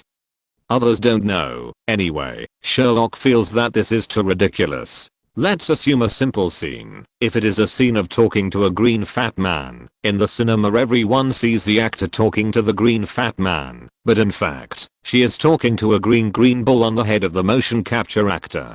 Sherlock swears that in this scene, it would be a miracle if he could hold back his laughter. Now Sherlock is required to show emotions? Isn't this just nonsense? Well, let's just treat the above as complaints from non-professionals, but waiting for the show is enough to make the 4 people collapse. You have to know that movies are shot one by one. Sometimes you are not in this shot, but you are in the next shot.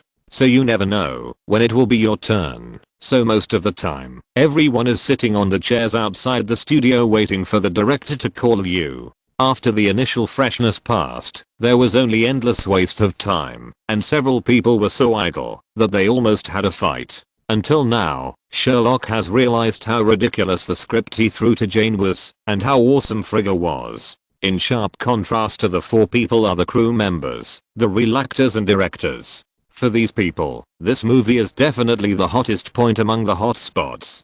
After all, until now, no one has heard of any company that can use real people and real things to make movies. That's right. The things used by the 4 people in the movie are real, including Tony's armor, Black Widow's thorn, Hawkeye's bow and arrow, and Sherlock's magic.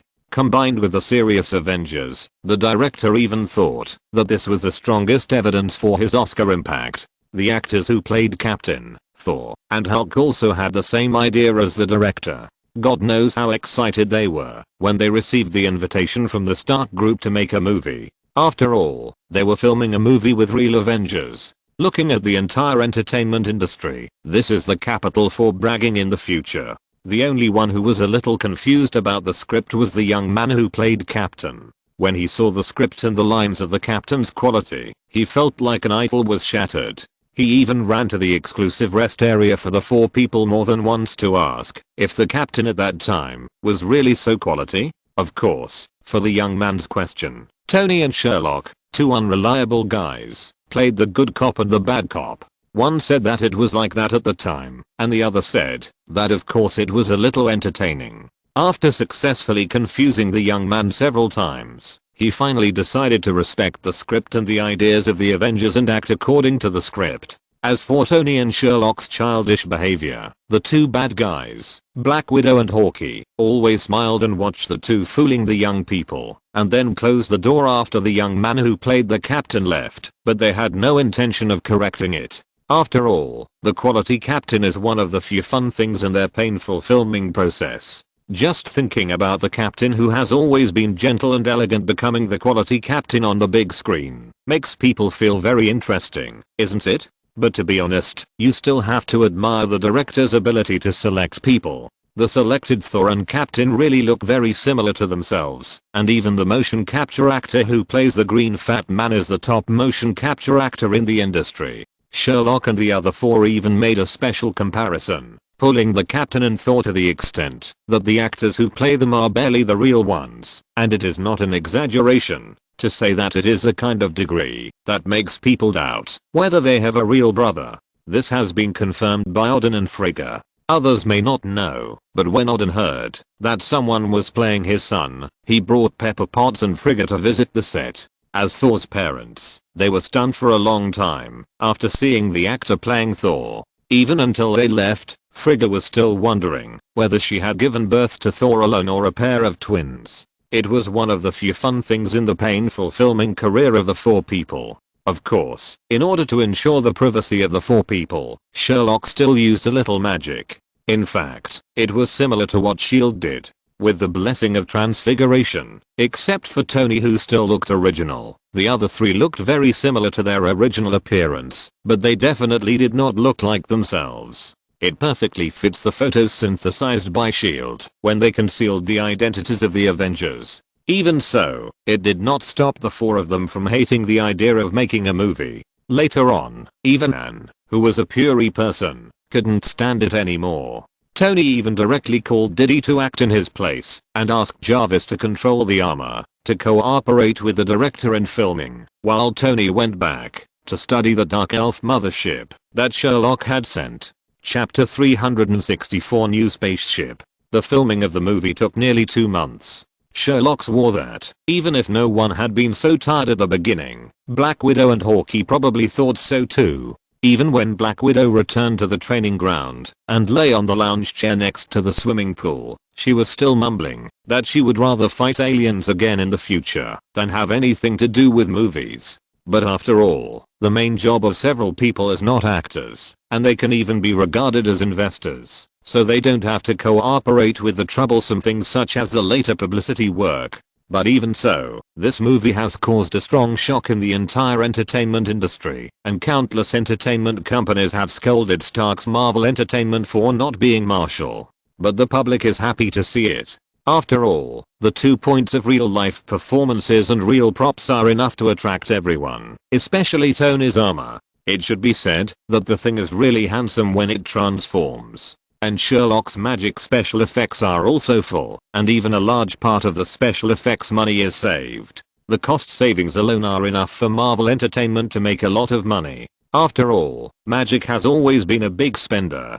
Didn't the Ancient One, who burned money before Sherlock's time travel, die in the end because of the expense of special effects? Even the later Doctor Strange has reduced the frequency of filming. After all, if magic relies purely on special effects, it is definitely a big spender. The few people who return to the training ground no longer care about the subsequent box office and other things, especially Sherlock. After returning, Sherlock never thought about the star-studded things on the red carpet.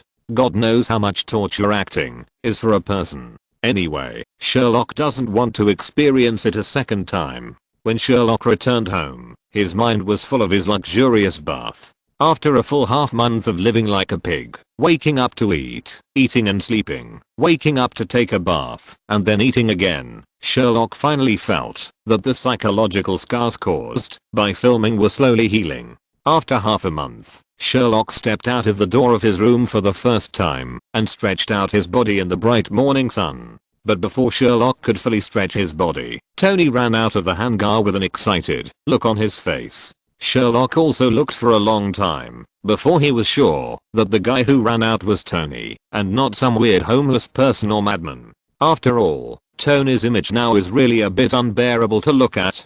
His head is messy and his hair is like a chicken coop, fluttering in the wind on his head. The beard on his face has not been taken care of for a long time and it has become messy. It has completely lost the delicate feeling of the usual day and even makes people feel like those motorcycle riders in the gang bar. Not only that, the clothes on his body are also dirty and greasy and some joints are even shiny black. As for the smell on his body, let alone, Sherlock even suspected that Tony had fallen into a cesspool. Obviously, he was far away, but he could smell the pungent smell on Tony's body. But Tony himself seemed to have not noticed. He ran out like crazy and saw Sherlock standing at the door and stretching. He rushed up and grabbed Sherlock and dragged Sherlock towards the hangar without saying anything, muttering as he walked, "Hurry up, Sherlock, come and see the greatest thing I have created in my life." Sherlock was dragged by Tony and could only pinch his nose and follow the crazy Tony to the garage.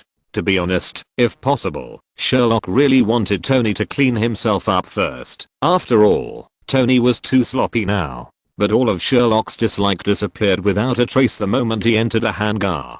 He didn't even care whether Tony was sloppy or not, because Sherlock saw a serious spaceship. And it was not the mothership that looked unusually similar to the Tesla logo in the Dark Experience, but a spaceship that completely conforms to the aesthetics of Earthlings. It looked a bit like the Executor Star Destroyer in Star Wars. Sherlock didn't care about Tony's arrogant look beside him and rushed to the side of the spaceship into steps and gently stroked it. It's no wonder Sherlock reacted like this. After all, he has been living on Earth. Suddenly someone told you that I built a spaceship. I guess everyone would be confused. Anyway, Sherlock was confused. You have to know that at this stage, the only place in Marvel that can travel at the cosmic level is Thor's Asgard. Even Tony can't fly out of the Earth wearing a battle armor on the entire Earth. Now Tony actually put a serious spaceship in front of him. You built it? Sherlock pointed at the huge spaceship beside him and asked Tony, who was still standing at the door. Tony seemed to enjoy Sherlock's confused mood. He still had a smug look on his face. He shook his messy hair proudly and answered, "Of course I built it. What? Are you so awesome now?" After Tony said this is a matter of course, Sherlock's CPU still didn't react and subconsciously said what was in his heart. Tony seemed to enjoy Sherlock's heart and walked forward to introduce the spaceship in front of him to Sherlock. Through Tony's introduction, Sherlock realized that Tony's so-called he built it was still a little watery, but even so, it was still surprising.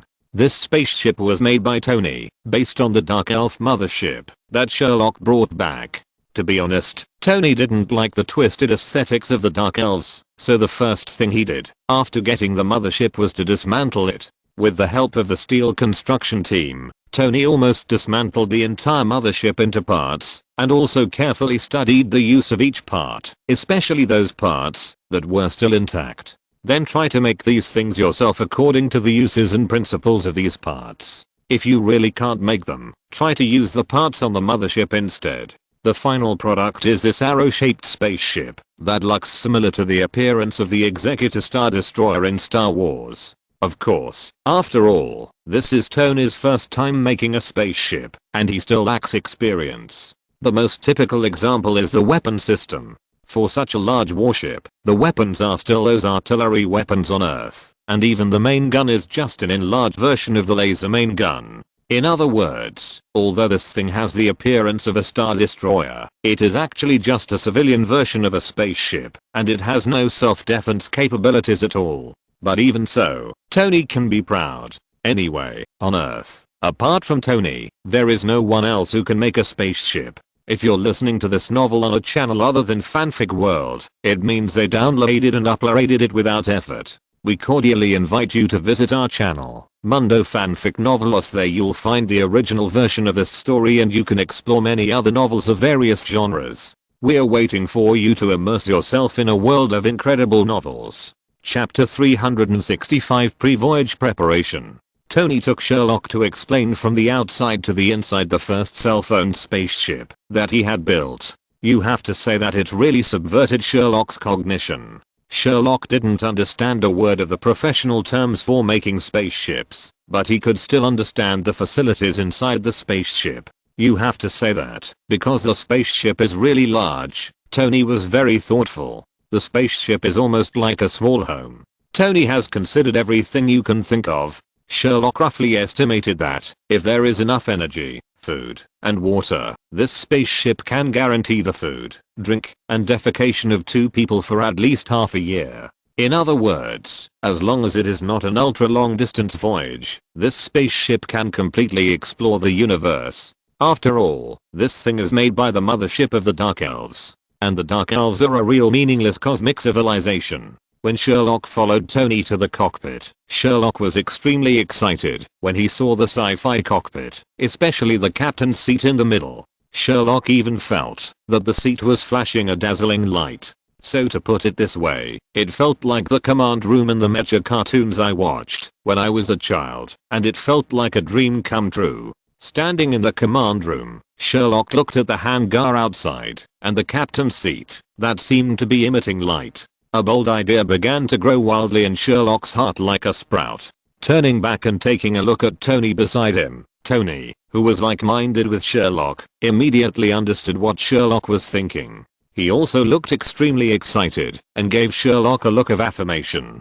The signal was confirmed, and the two quickly reached an agreement with just a glance. Sherlock packed up and drove to store necessities such as food and water, while Tony packed up himself. When the two returned to the control room again, it would be time for the first human spaceship to set sail. After reaching an agreement, Sherlock turned around without hesitation and drove his Raptor 6*6 out at a trot, heading straight for a large supermarket. After emptying the shelves of 3 large supermarkets of food, drinks and some toiletries, Sherlock returned to the command room of the spacecraft with a small box full of the same items as Newt. After handing the suitcase to a battle armor controlled by Jarvis, Sherlock turned to look at Tony. Tony had already tidied up and restored his usual appearance as Iron Man on TV, with an exquisite mustache and even his hair, which looked like it had been licked by a dog, neat and shiny. The most exaggerated thing was that this guy was extremely showy, wearing a captain's uniform and even holding a captain's wide-brimmed hat in his hand, as if he was an emperor who was high above and receiving worship from his ministers. Sitting in the captain's seat below Tony, the Iron Man was busy. Sherlock took a quick glance and found that Tony had moved almost the entire iron construction team to this spaceship. What made Sherlock speechless was that wearing a uniform and being neat and tidy could be interpreted as a sense of ritual, but wasn't it a bit too much for you to specially call an Iron Man to take pictures for you? Sherlock was annoyed and casually cast an impact spell on Tony. The effect of this spell was basically equivalent to the feeling of punching someone. The strength depends on the output of magic power, so it is also called the Old Fist Curse. Tony, who was punched by Sherlock, finally woke up from his conceit. Seeing Sherlock returning, Tony immediately came up to him excitedly and at the same time accused the armor behind him, who was just responsible for taking pictures, and said to Sherlock, "This is yours, a specially made armor for space travel, which can move in space for a short time and completely resist cosmic rays. There are also electromagnets on the feet, which can be attached to the outer shell of the spacecraft. Of course, the most basic functions of the steel armor are still there, but the protection is a little weaker. To be honest, the armor developed by Tony to serve as a spacesuit actually looks very handsome. White is the main color, and black and gold are used for embellishment. It looks very sci-fi. If it were given to Sherlock in a different way, Sherlock would definitely like this armor, but when he thought about this thing just acting as a camera for Tony, Sherlock felt uncomfortable. However, in addition to the vacuum, the most dangerous thing in the universe is all kinds of radiation. For the sake of his life, Sherlock could only pinch his nose and nod to accept this armor, even if he was soundproof in his heart. What about yours? Sherlock swore that he just responded casually out of politeness, and had no other thoughts at all. But when Tony's answer came out, Sherlock had a bad feeling. Oh, I'll just put on a suit casually, you don't have to worry about me. As Tony finished speaking, a suit with the same color scheme as Sherlock's outer spacesuit, but a whole circle bigger, walked into the command room of the spacecraft from the back, and stood behind Tony. Even if Sherlock was killing, he knew that this thing was definitely the suit that Tony prepared for himself. Good fellow, Sherlock shouted, good fellow. For a moment, Sherlock really wanted to call the police. Sherlock may not be a human, but you Tony are really a dog. How dare you say that this thing is casual? Let's not talk about the armor that is almost twice as thick as a suit around Sherlock, nor the weapon systems hanging on your body that are comparable to war machines. Let's just say that there are too many reactors on your suit of mecha. Sherlock took a closer look. Wow, there was a small macro reactor between the two movable joints, and there was an arc reactor on the chest, which meant that there were at least 2 reactors on the chest. The most exaggerated thing was the back. Wasn't it a bit too much to put 4 reactors on that small backpack-like object? Looking at the armor next to him with only 1 reactor on the chest, Sherlock really wanted to give Tony a few more old fist curses. It is no exaggeration to say that Sherlock even suspected that even without this spaceship, the pro maximum version of the space armor next to Tony could complete a complete space voyage. Chapter 366, Pioneer, Break Out of the Earth. Complaints aside, Sherlock fortunately didn't think of exchanging with Tony. After all, Sherlock's attack method was still waving a small wooden stick, and flexibility was the primary condition Sherlock had to ensure. Sherlock didn't want to anger Tony, so after rolling his eyes at Tony, he casually found a seat and sat down, fastened his seatbelt, and quietly waited for Tony to start the spaceship. Seeing that Sherlock was not fooled, Tony rolled his eyes in annoyance, returned to his captain's seat, and began to give orders to the spaceship. Jarvis, prepare to start the Pioneer. Okay sir, the Pioneer spaceship has started self-checking. The gravity maintenance system is normal, the anti-gravity floating system is normal, the life maintenance system is normal, the power and control system is normal, the attack and defense system are normal, and the Pioneer is ready to start. Countdown 5, 4, 3, 2. Jarvis's mechanical voice echoed throughout the command room. When Sherlock heard Tony name the spaceship the Pioneer, he looked up at Tony, who was sitting in the captain's seat. Although Sherlock thought that naming it Pippy Shrimp would be more in line with his bad taste as the first serious spaceship of mankind, naming it Pioneer is also appropriate. Just when Sherlock was thinking about something else, Sherlock felt the spaceship under his feet tremble and then return to stability. This feeling is very magical. All 5 senses tell you that you are now floating up by relying on anti-gravity, but if you close your eyes and block your hearing and feel it carefully, you will find that you can't actually find that this huge thing under your feet has floated up.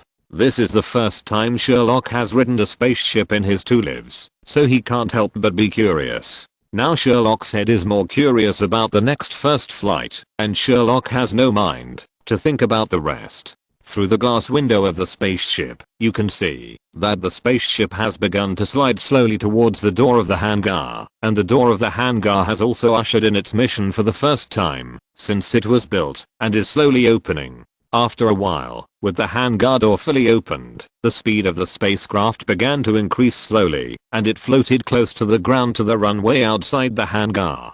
Seeing that they had arrived at the place where they could take off, Tony no longer hesitated, and professional terms began to pop out of Tony's mouth one after another. Jarvis was indeed the AI closest to silicon-based life, and Jarvis could perfectly execute every order of Tony. To be honest, Sherlock had imagined many ways for spaceships to take off. There were ways to take off like airplanes, accelerating in midair to break through the constraints of the Earth's gravity, and there were ways to launch like rockets, where the entire spaceship stood up and then rushed out of the Earth directly with huge thrust. But the spaceship built by Tony really broke through Sherlock's imagination. After a series of inspections were completed, Tony finally gave the order to take off.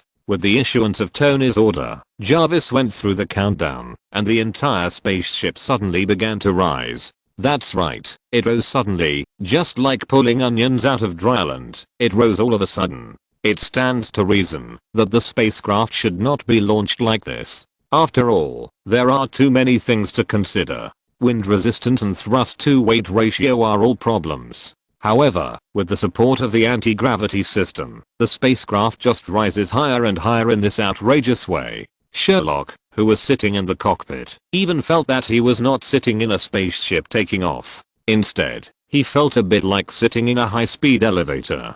That's right, the takeoff of the entire spacecraft was extremely stable, just like the high-speed elevators in those super high-rise buildings. You can feel the elevator going up, but there is no discomfort at all. In just less than a moment, the scenery outside the cockpit changed from the endless blue sky to the dark universe. The original light blue and boundless sky also began to slowly have a slight arc as the altitude increased. By the time Sherlock reacted, the entire spacecraft had reached outer space and entered the synchronous orbit.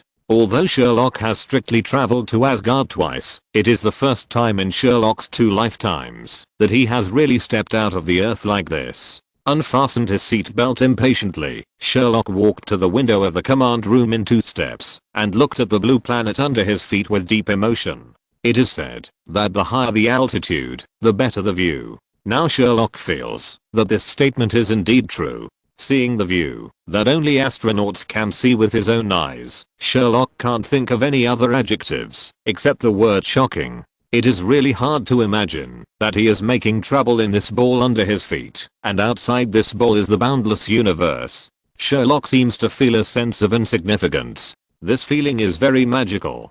It is to sigh at the big world we live in, and also to sigh that the place where we can move is so small. All kinds of contradictory psychology finally turned into a sigh from the heart. It's so beautiful. Tony, who seemed to have expected Sherlock's reaction, walked over calmly, with a wicked smile on his face and ruthlessly complained to Sherlock. "What? You've been to outer space, how can you still appreciate the scenery in low Earth orbit?" After hearing Tony's complaints, Sherlock rolled his eyes in annoyance and directly retorted without any politeness. "If you have nothing to do, go back and check if there is anything strange about your spaceship. Don't stand next to me and affect my mood." Wait. Stand? Shit. Where is the weightlessness? Sherlock realized something was wrong halfway through his retort. They were clearly in the universe now, and they should have lost weight a long time ago, but the 2 of them were still standing on the ground, as if they had never left the Earth. Tony rolled his eyes in annoyance at Sherlock's fuss, and complained to Sherlock with some disgust. "Didn't you hear when Jarvis was doing a self-check just now? There's a gravity maintenance system here that can ensure the same gravity as on Earth." Sherlock interrupted Tony before he could finish his words, staring at him with great anticipation, and he became extremely excited. Quick, turn off that gravity maintenance system for me to play with. I haven't experienced what zero gravity feels like yet." Chapter 367 Rick and Morty Reality. It turns out that zero gravity is definitely not as fun as it looks, especially when you first encounter it. After Sherlock finished speaking, Tony just rolled his eyes and then directly asked Jarvis to turn off the gravity system. The moment the system was turned off, Sherlock could no longer feel the weight. The whole person became light and fluttery. To be honest, this was the first time in 2 lifetimes. Sherlock was as excited as a macaque who saw a banana for the first time. He kept trying all the daily behaviors in a zero gravity environment. Other things were okay, such as eating and drinking. Although it felt a little weird, it was not unacceptable. However, when it came to moving, Sherlock was really at a loss. As we all know, in the state of zero gravity, there is no distinction between up, down, left, and right. Any side can be what you think of as up, down, left, and right. This would be the case if the space was smaller, but the space inside the spacecraft was extremely large. After just a short while, Sherlock began to feel a strong sense of nausea. That's right, Sherlock successfully made himself dizzy, especially when he saw the armor around him and Tony still standing steadily in the same place. Sherlock felt even more disgusted. How does the saying go? Being busy is not scary. What is scary is that you can still clearly see a comparison object, and Tony is this living comparison object. As for why Tony doesn't float up under zero gravity, well, that's really underestimated Tony. Although Tony's clothes look similar to the captain's clothes, it's just a resemblance. In fact, Tony's clothes are completely high-tech from head to toe, comparable to the clothes worn by astronauts in the space station. Especially the shoes on Tony's feet. They are all electromagnets, which can ensure that he can stand on the ground honestly as usual, even if the gravity system is destroyed. Of course Sherlock didn't know this. When he felt a little dizzy, Sherlock wanted to learn to float towards Tony, like he saw in the documentary. However, as a rookie who was experiencing zero gravity for the first time, Sherlock's strength and direction were not correct. As a result, Sherlock was spinning in the air, struggling with his hands and feet, and his head hit the ceiling, and then he was bounced back to the ground because of the reaction force. It was because Sherlock was quick-witted and quickly used his fingernails to grab the gap on the floor, which saved him from becoming a human elastic ball. But the feeling of nausea became more and more intense, and he almost vomited several times. Now Sherlock no longer wants to experience zero gravity. Sherlock said that he loves gravity to death now. Seeing that Sherlock was about to bear it, Tony turned on the gravity system again with a sly smile on his face. At the moment when gravity returned, Sherlock actually felt a kind of pleasure of being down to earth. Sure enough, although the monkeys on the ground want to fly into the sky, the ground is the home of human beings engraved in their DNA. Sherlock sat on the ground and sighed about this unreliable philosophical question while trying to suppress his stomach that kept wanting to churn. After satisfying his own bad taste, Tony happily returned to his captain's seat and turned on a holographic projection and began to swing the projection with his hands. After resting on the ground for a long time, Sherlock felt that he had recovered a little. He stood up with the help of the outer space armor that had been following him and looked at Tony. Originally, he wanted to settle accounts with Tony. After all, he must know what would happen if the gravity system was turned off. But he didn't tell him that he wanted to see a joke, and even when he was almost turned into a yo-yo in the air, he didn't come up to help him. It was simply intolerable, just wanting to see a joke on me. But when Sherlock turned his gaze to Tony, who was playing with the stereoscopic projection, Sherlock was stunned because the projection in front of Tony looked like something that only appeared in science fiction movies. "Tony, I say, is that a star map?" After hearing Sherlock's words, Tony didn't even raise his eyelids, pointed a finger at Sherlock, snapped his fingers, and said to Sherlock, "Yes, you guessed it right. But this star map is from the Dark Elves. I transplanted it directly from their mothership, and I need to make some modifications. After all, according to the current star map, the mother planet of this ship is their planet. According to the information in the Dark Elf mothership, this is an important mark to identify the place of origin and the force to which the spacecraft belongs. Well, it's almost the same as the country of registration of our ship." Looking at the star map floating in front of Tony, Sherlock's head was full of thoughts, and a bold idea suddenly popped up, and he quickly stopped Tony's hand from playing. "Wait. Tony. Wait a minute." After hearing Sherlock's words, Tony stopped what he was doing, looked at Sherlock not far away with a puzzled look, and slowly typed a question mark. Seeing that Tony didn't seem to understand what he meant, Sherlock carefully asked a philosophical question. "Tony, have you seen the cartoon Rick and Morty?" As Sherlock's question appeared, the expression on Tony's face began to change, just like the face changing of the rabbit in Sichuan opera. From the initial doubt to confusion, then as if he suddenly thought of something, he became surprised, and then in an instant he began to struggle again, and finally stopped at the struggle. Looking at Tony's colorful face, Sherlock finally tried it carefully. "No, you and I are thinking the same thing, right?" Facing Sherlock's question, Tony walked to Sherlock's side without caring, put his hand on Sherlock's shoulder, and pointed his other hand at the vast universe, and said to Sherlock with a smile, "Wubba-lubba-dub-dubs, Sherlock, my dear grandson, do you want to have an exciting cosmic adventure?" Well, although Tony seemed to want to take advantage of him, Tony's imitation of Rick was indeed very accurate, and Sherlock meant it, so he didn't care too much. After rolling his eyes, Sherlock also showed a malicious smile on his face and continued. You probably guessed right. Since you said that the place of registration is the domain of the Dark Elves, and no one in the universe knows us, why don't we have a crazy and arsehole Rick and Morty style adventure? Sherlock became more and more excited as he talked, and the more he thought about it, the more interesting it became. She had to be a little bit nervous on Earth. After all, morality and law were binding, but who would care outside of Earth? This is why there is only one spaceship on Earth now. If all countries on Earth mastered the manufacturing method of spaceships, then 8 billion locusts would really be out of the cage. Don't push it. Human beings are complex and have two sides. Under the shell of truth, goodness, and beauty, everyone has a dark and twisted place. Otherwise, games like Give Him Love would not be sold so well. After Sherlock finished speaking, Tony also smiled, as if he had finally made up his mind, and showed Sherlock a smile that he thought was very handsome.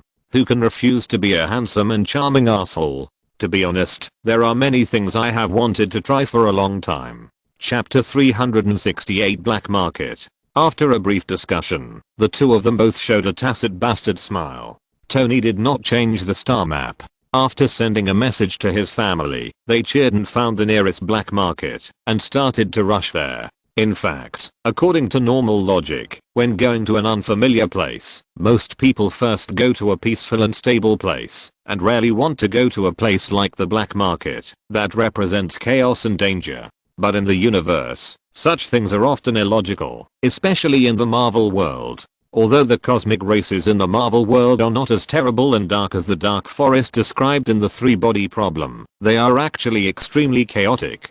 Countless races bring conflicting ideas and absolutely incompatible values. Therefore, when looking at the universe, the black market has become a must-go place for novices to enter the universe. On the one hand, it is because the first sum of funds of the universal currency of the universe can be quickly accumulated in the black market.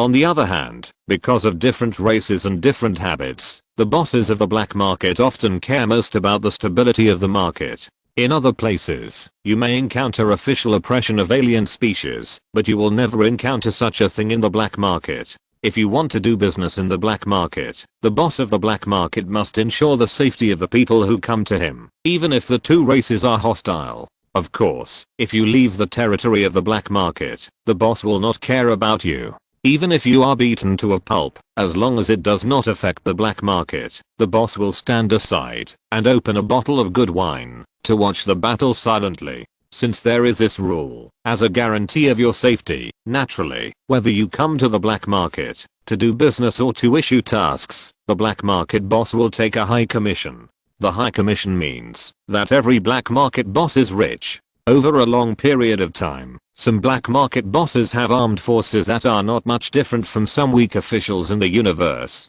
So the official also turns a blind eye to the existence of the black market. In the black market, you can buy anything you want with the fairest treatment, provided that you have money. Naturally, the black market has also become the best development base for newcomers in the universe. Sherlock and Tony are relatively lucky compared to those newcomers who set foot in the universe for the first time. Because of the Dark Elf mothership in hand, the two can avoid many pitfalls that newcomers must step into through a few words of internal information. Of course, because the star map of the two is provided by the Dark Elf mothership, even if someone really goes on board to check, this thing cannot be fake, which is also the fundamental confidence of Sherlock and Tony, to learn from Rick and Morty, a pair of bastard grandfathers and grandsons. Of course, after all, the play must be done in full.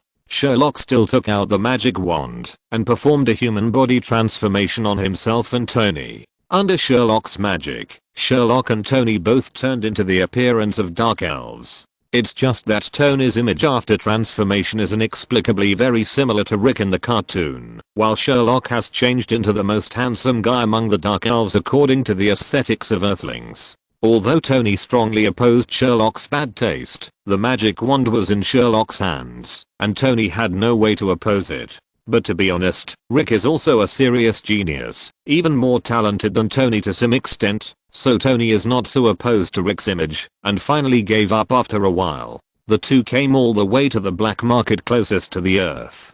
although it is the closest to the Earth. If there is no jump engine, he can never fly there with the rocket on the Earth. After parking the spaceship according to the instructions, the two came out wearing the armor that Sherlock had modified. Well, although it is a magic modification, it is actually just a small space behind the head with a traceless expansion spell, which can be stored in the helmet. When the two got off the spaceship, they were really open-minded. Not to mention the various spaceships, the strange races in the airport alone are enough to open their eyes. Sherlock and Tony even found an unknown race whose chin was like an egg, swinging back and forth, which was quite interesting. Of course, they were novices after all, so they still had to pay attention to the impact. However, they still had to thank the Dark Elf for the technology help. Sherlock and Tony's armor had built-in translators that could understand the languages of all known races. The two walked and stopped along the way and discussed in a low voice. Finally, they came to the core area of the black market, a super wide shanty town. Yes, you heard it right. It was a very wide shanty town with only 2 floors at the highest. The tattered iron sheet and the tattered awning that could not be seen, whether it was leather or cloth, were the core area of this black market, which was also the so-called market of the black market. With great curiosity, the two walked into this huge shanty town. You really can't say it. There is really everything for sale inside, only you can't think of it. There is nothing he doesn't sell. From slave weapons to material supplies, it can be said that there is everything you need, and even many universe-level contraband that are banned in many regions are openly placed on the stalls waiting for people to choose. Of course, as the unchanging tone of the black market, weapons are always the most distinctive part of the black market. There are everything from pistols similar to Star-Lord and Guardians of the Galaxy to the main guns of spacecraft. Tony and Sherlock were completely excited. Tony was obsessed with the parts and weapons made by the appearance technology, while Sherlock's immersion was very strange. Sherlock was more immersed in weapons. As for why Sherlock was so immersed in weapons, the reason was very simple. Sherlock found a lot of fun things in a store. God knows why there are helmets of stormtroopers, helmets of Darth Vader, and even helmets of Mandalorians. Of course, although the appearance looks exactly the same, Sherlock doesn't know whether it is real or fake.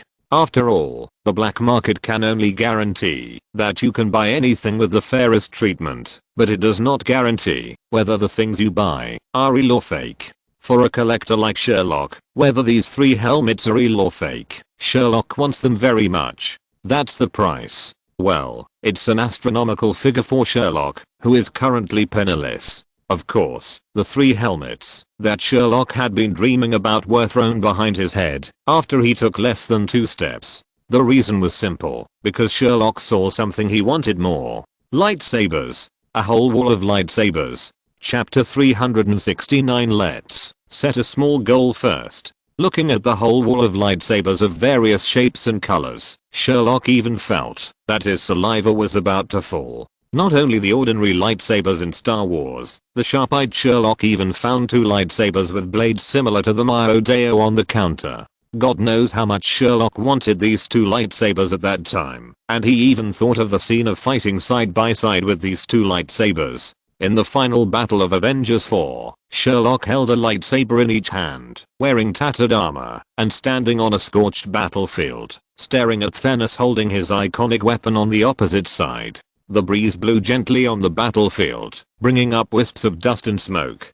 Just when Sherlock wanted to raise his sword to fight Thanos again, golden portals flashed behind Sherlock. A large number of rebels, led by the Avengers, walked out of the golden portal one by one, and stood behind Sherlock. Looking at his comrades beside him, Sherlock smiled. Slowly raising one arm, the tip of the knife pointed directly at the heart of the purple potato spirit and said softly, "Avengers, attack." As Sherlock's voice fell, the warriors behind Sherlock roared and raised their weapons to charge at the opposite Thanos. Just thinking about this scene, Sherlock's mouth corners were harder to suppress than ache, not to mention what would happen if it really happened. Sherlock felt that if such a thing really happened, he would probably shout, "If I hadn't been born, the world would be like a long night." He completely forgot the fact that he was actually a turret mage and was very fragile in close combat. But as the saying goes, the reason for the fragile close combat is me, and it has nothing to do with these two handsome knives. As a mage, is it wrong to have a dream of wanting to fight in close combat? Don't you see that in HP, there is also the Swordmaster Noina who cut off the head of a snake with one sword? What's more, look at the mages on Earth. Kamataj has a melee mage per capita. Is it wrong to want to fight in close combat? It's right. The famous great wizard Gandalf had once educated all wizards. Add half of the skill points to endurance and half to strength, leaving 1 point for intelligence. Block, critical strike, charge, whirlwind dance, decapitation, armor piercing, one-handed sword, and two-handed sword are all must-haves. As for the magic skills, just click on Holy Light. Sherlock, who had successfully brainwashed himself, happily gave himself a thumbs up, and then made up his mind to absolutely practice the great white-robed wizard Gandalf's pure teachings, and turned his eyes to the price tag below. When he saw the string of zeros behind the number, generated by the language translator, Sherlock felt that his dream of being a king of force had a real crack. But as the saying goes, isn't life for pretending? If you can't pretend, what's the point of living? Therefore, Sherlock, who saw the string of zeros, became more determined to buy these two special lightsabers. Just as the famous life mentor Jian Lin said, young people should not set their goals too high, set small goals first. That's right, Sherlock also set a small goal for himself. He wanted to buy these two special lightsabers, then collect 2 ordinary lightsabers, and finally collect the 3 helmets in his collection. With a goal in mind, Sherlock burst out with a terrifying aura, which gave people an unusually strange feeling, with passion, resentment, fatigue, and even a sense of anger towards money. After those who were strolling around felt Sherlock's aura called the involutionary anger of a working person, they all stayed away from Sherlock. After all, there are not a few lunatics in the entire universe. God knows what this guy will do in the next second. And I don't know if it was because Sherlock was too involutionary as a working person in his previous life, and the boss's big pie was not digested. After traveling through time, Sherlock's aura was obviously a stronger feeling of resentment. Of course, Sherlock himself could not feel the abnormality in himself, and silently began to CPU himself in his heart. Isn't it just involution? Isn't it just working? I was a real lottery king in my previous life. The high price is not a matter of money, but a matter of me. Sooner or later, I will fulfill my wish. After a crazy self-pour, Sherlock successfully brainwashed himself, then turned around and left with a surging momentum, grabbing Tony, who was still studying the parts he had never seen before on the stalls, and walked into the black market. The primary goal now is to make money. If you want to make money, you must first know the information. The most important thing is where to get the money. There are only 2 or 3 places with the most information in a new place. In China, it is nothing more than bathhouses, nightclubs, and restaurants. In foreign countries, it is bars, nightclubs, and DF. This routine is even an iron rule in the entire universe, so Sherlock's goal is very clear, which is the bar. Pulling Tony to find the largest bar in the center of the black market, Sherlock and Tony pushed the door and walked in without any worries. As expected by the two, the whole bar is a large intelligence exchange base, and even serves as a task release center. There is a huge board not far from the bar, which is densely packed with various tasks. Of course, in a place like the black market, you can't expect any good tasks. Most of them are dangerous, but the rewards are also very high. That's right, both of them want to buy things. For the two penniless people, there is only one way to make money quickly, that is to complete these dangerous tasks. And any dangerous tasks that offend people are fine. The two can be said to be not afraid at all. After all, both of them are wearing the skin of dark elves in terms of appearance and spaceship. Even if they really offend someone, the worst thing is to throw away the vest and run away. Therefore, as soon as the two came in, they began to focus on those jobs with high rewards, but low risk factors. Most of these jobs are difficult, and will offend one party. Soon Sherlock and the others found a task, to steal the sacred object of a cosmic civilization tribe. What the two have to do is very simple. Rush in, get the things, run away, and then run back to pay the money, and deliver the goods. The most important thing is, that the reward is high. The reason why no one has paid attention to it for so long is actually very simple. As mentioned before, the formation of this civilization is similar to that of a tribe. The result of this method is that the warriors of this civilization are all mad dogs. Few people want to provoke such a group of madmen who are like dogskin plasters, which can't be shaken off once they get on them, and want to kill you at any time for money. But Sherlock and Tony, as newcomers, just took on this task openly. Even when the two of them took their things to the bar to accept the task, the group of drunkards in the tavern had already started to open the market, and the content of the opening was how long it would take for these two rookies to be in the hands of those mad dogs. Chapter 370, Cosmic Bastard is coming online. Sherlock didn't care about the gambling of this group of drunkards at all. Sherlock was a pauper now. If Sherlock had money, he would rush up to bet on his victory. The two of them still took on this difficult task despite the repeated persuasion of the lady at the bar. The lady could only sigh and handed over the task brief and map that had been handed over countless times. After getting the required items, Sherlock and Tony turned around and left without hesitation and returned to their spaceship. As soon as they came back, Tony began to study the task briefing given to them by the lady, but this time Tony's face became darker and darker. The reason was very simple. If the information in his hand was correct, they were going to a race called Pictou. How to say this race? Just looking at the appearance, it is a cute and brainless feeling.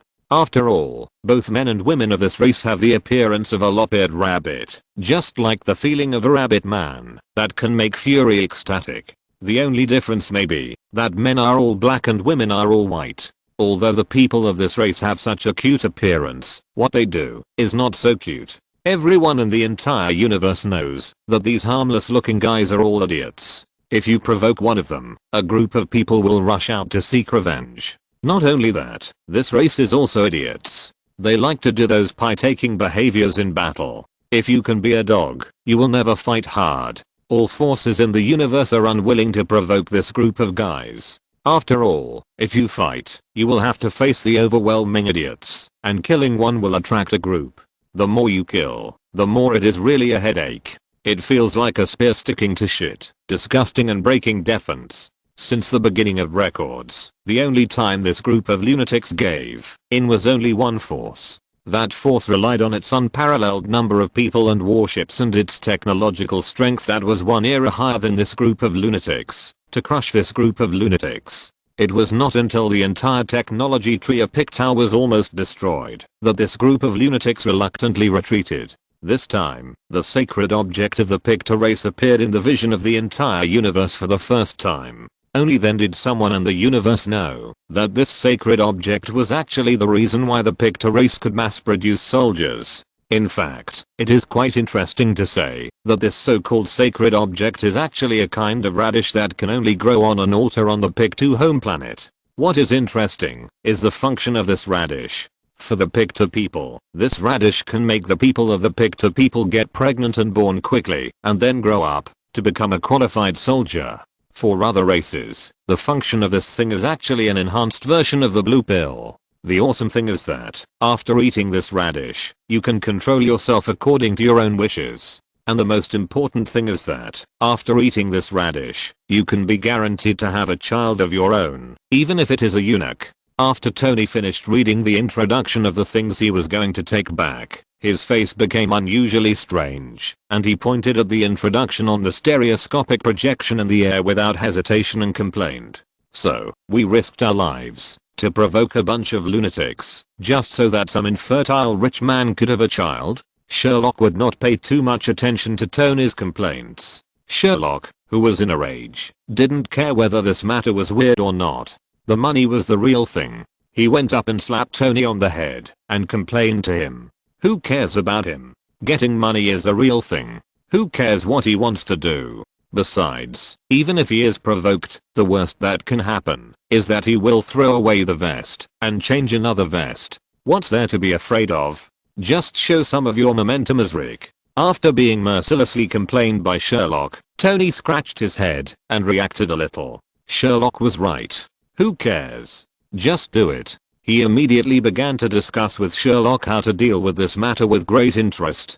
Speaking of which, since the two decided to go to the universe for a while, they began to let themselves go more and more. The countermeasures they finally discussed were very simple. First, Sherlock used phantom magic to create a bunch of warship projections pretending to attack the Pictou tribe's home planet. The moment the projections were formed, Sherlock asked Tony to clear all the weapons on his spaceship. Then, taking advantage of the chaos, the two of them turned on the stealth mode of the spaceship and went around to the other side of the planet to log in secretly. Then, before they could react, they opened the portal to quickly get the goods and leave. The whole process was smooth and there was no pause, just like eating dove. Tony certainly agreed to Sherlock's plan. The only one was to clear the weapons. You know, Tony secretly made a lot of nuclear bombs behind everyone's back in order to increase the attack means of the spaceship. And the tonnage of each one is not small. If they were all poured out, it would be estimated that the feud would be really big.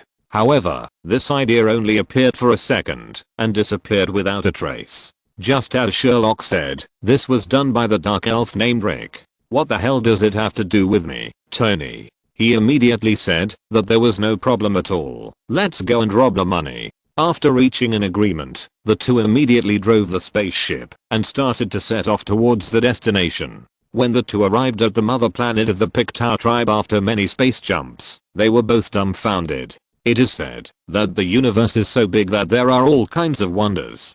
The mother planet of the Pictou tribe is not a spherical planet, but a planet that looks a bit like a donut with a hole in the middle. The place where the so-called sacred object of the Pictou tribe grows is right in the central depression that looks like it is about to be pierced. The most important thing is that, although the Pictou tribe is a little crazy, they are not stupid at all. There is actually a huge lid on the so-called Holy Land that directly covers the entire Holy Land. This situation made Sherlock and Tony both a little dumbfounded. This is not at all the same as what the intelligence said! Exclamation mark.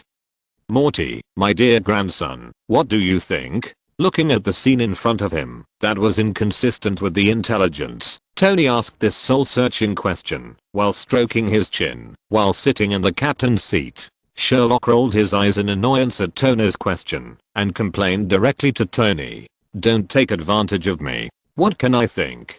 Just do it, and think about your empty pockets. I don't want my cosmic adventure to end just as it begins. Chapter 371, The Destroyed Pictou Clan. Tony, who was a little reluctant at first, shut up after hearing Sherlock's words. Humans are sometimes so strange. Even if they know that their plan will sacrifice many alien lives, they don't feel so bad, because these races are not human. When they were on Earth, this situation was a competition and discrimination between countries. But in the universe, humans became a whole, and the objects of competition and discrimination became aliens. In addition, the Pictou tribe is too similar to rabbits, which led to Tony's subconscious basically equating the Pictou tribe with rabbits. Sherlock didn't know about Tony's change of state of mind, and began to use phantom magic according to the plan. With the blessing of the reality gem, Sherlock almost easily created 3 motherships.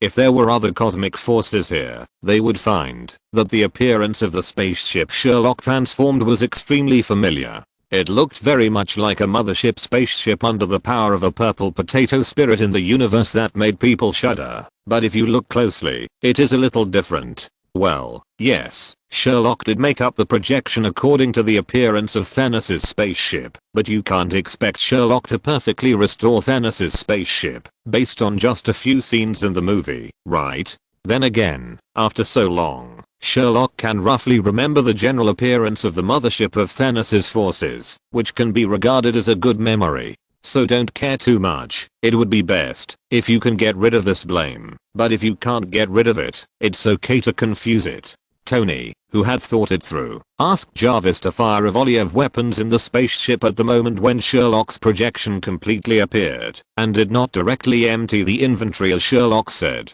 After all, God knows what will happen next. If the ammunition is really emptied, it will be really fun if there is no resistance later. Less than a moment after Tony's ammunition was fired, Tony planned to drive the spaceship away from this place. After all, it was the first time to do these bastard things, and Tony was still a little flustered.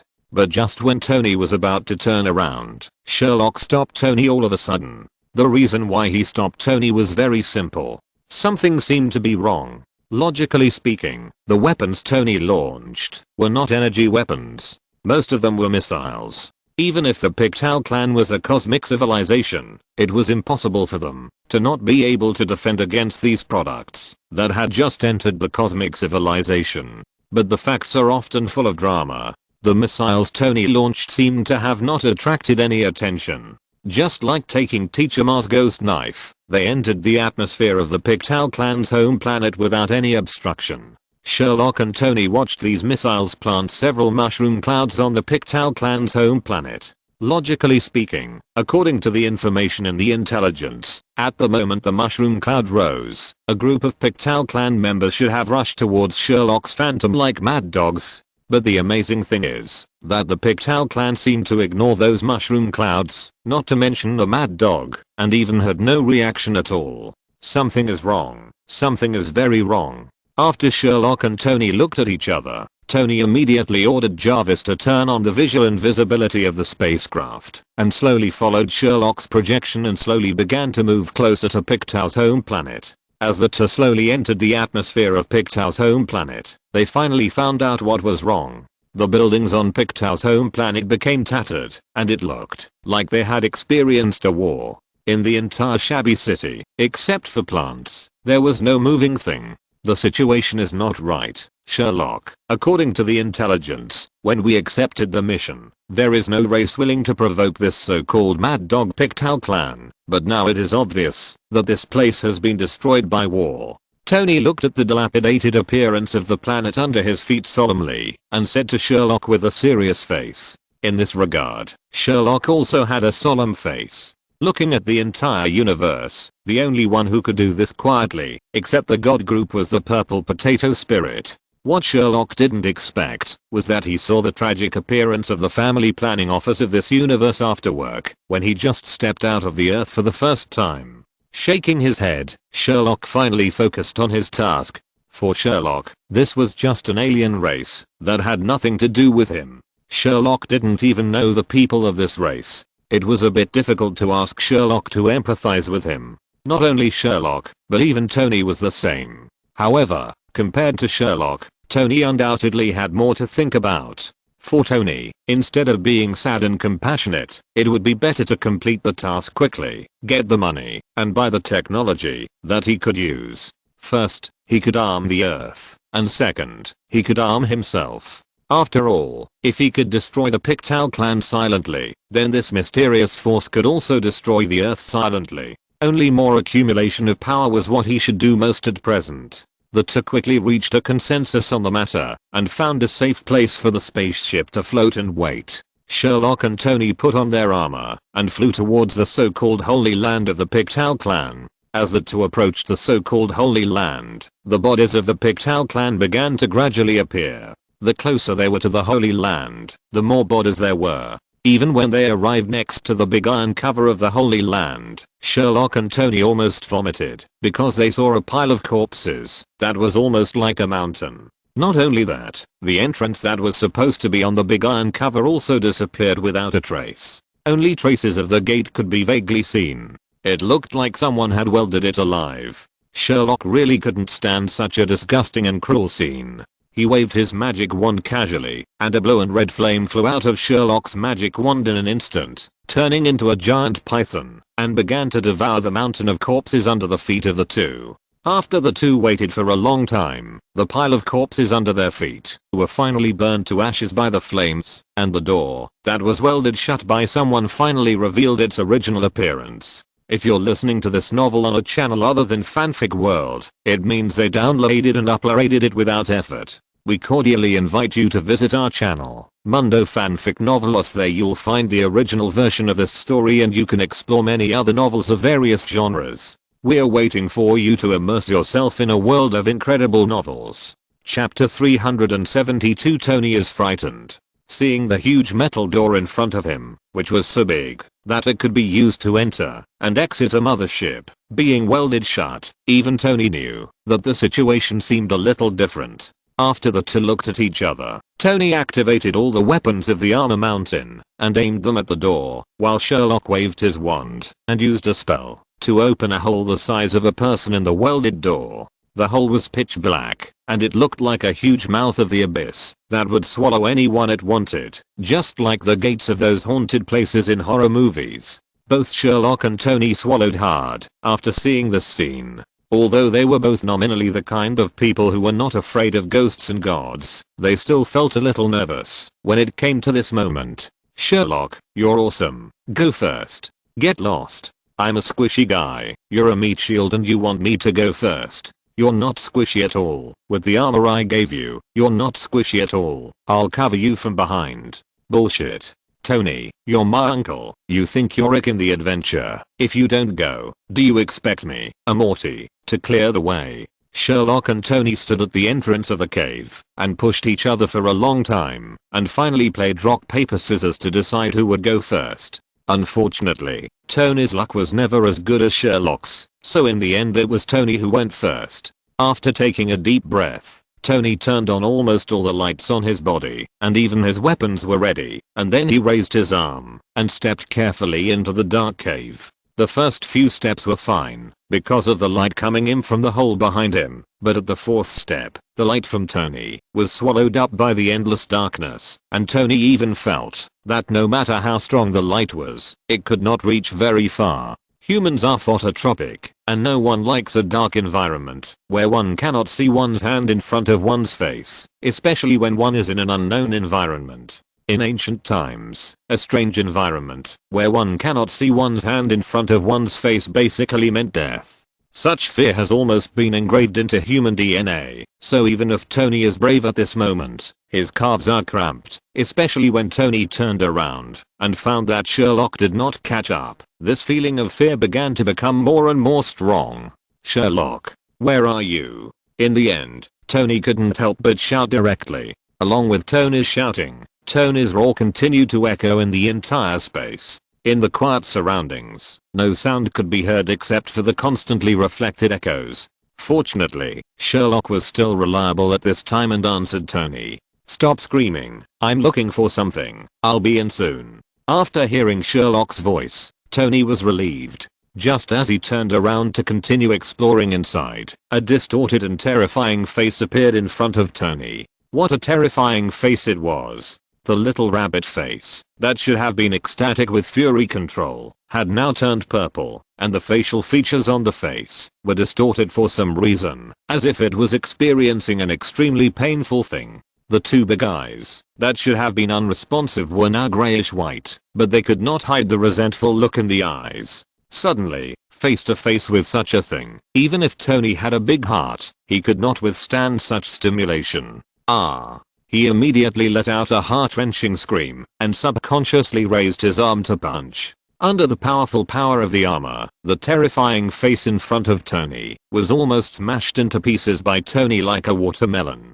After hearing Tony's scream, Sherlock immediately rushed in with his wand raised. As soon as Sherlock came in, he saw Tony running towards him like crazy, with one arm full of red and white things. Sherlock was a little worried. He waved his wand and let Tony float in the air to calm down. He also gave Tony a silent spell to prevent Tony's magic sound from piercing his ears. After completing everything, Sherlock carefully took out a flask-like thing, carefully opened the stopper, poured a little bit of the liquid in the bottle on the ground, and then ignored Tony floating in the air and immediately retreated outside the cave. Tony, who was howling happily in the air, suddenly found that he seemed to be unable to howl. Tony, who was forced to calm down, was still wondering what Sherlock was doing. The next second, he saw Sherlock pour something on the ground, and then ran out of the hole again like a mouse. The liquid that Sherlock poured was also very magical. It was as if it had some thoughts. Within less than 5 seconds, after it touched the ground, it began to spread rapidly, and began to emit soft white light.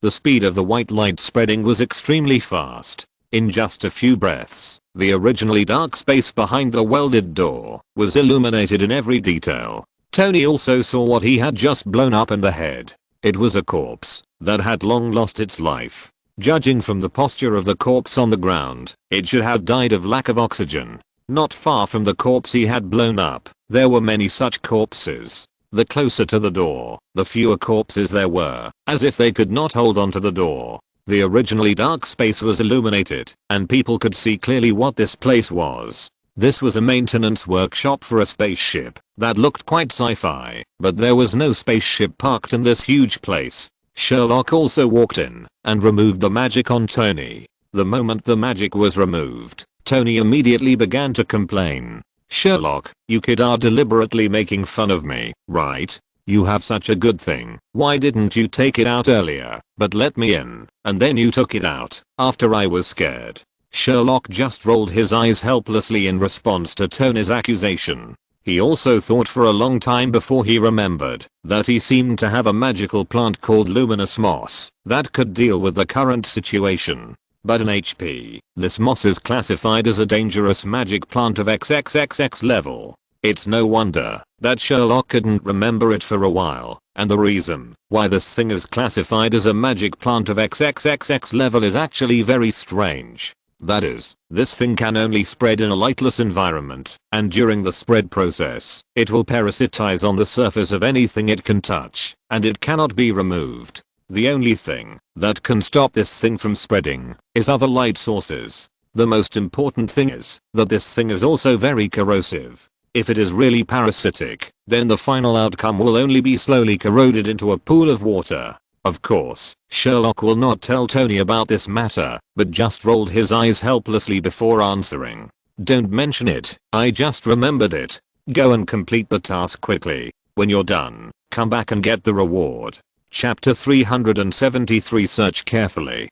Tony didn't care about Sherlock's words. After all, the two of them were like-minded, and were used to pitting each other. If Sherlock really became reliable one day, Tony would be uneasy. The two of them carefully groped their way inside. The further they went inside, the more corpses piled up, and each corpse had a hideous face of dying from lack of oxygen. Just by looking at this picture, that looked like hell, Sherlock knew that this matter was definitely done by that purple potato. This guy always likes to do things beyond human cognition. Look at what this guy did when he adopted Gamora. He gathered everyone and divided them into two groups, killed one group, left the other group, and adopted Gamora. Is this something a human can do? Sherlock even suspected that the main reason why the Pictou clan was killed by Thanos in this way was probably because the Pictou clan was too fertile. Facing such a fertile race, even fighting against a race that relied on fertility and violent soldiers to dominate the universe, it was completely stepping on the thunder point of the purple potato spirit, the universe family planning office.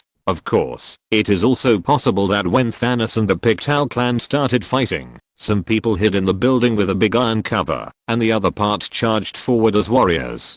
Thanos probably closed the exit of the big iron cover directly for the sake of convenience, and killed all the Pictou clan outside, which was barely considered killing half and leaving half. But it is estimated that even Thanos himself did not expect that closing this place would lead to the complete destruction of the Pictou clan. No matter what the situation is, Sherlock is sure that this matter is inseparable from Thanos, but these have nothing to do with Sherlock and Tony. The two of them carefully groped their way into the interior of the building. Although the actual function of this big iron cover is to protect the building built by the Pictou clan's holy land. But in fact, as the two of them moved forward, they could find that after years of development, this place had become a building that integrated government affairs, finance, military, and scientific research. The interior was intricate, like a big maze. The two of them didn't have any maps, so they could only slowly grope their way forward. If it didn't work, Sherlock would use the blasting spell to clear the way.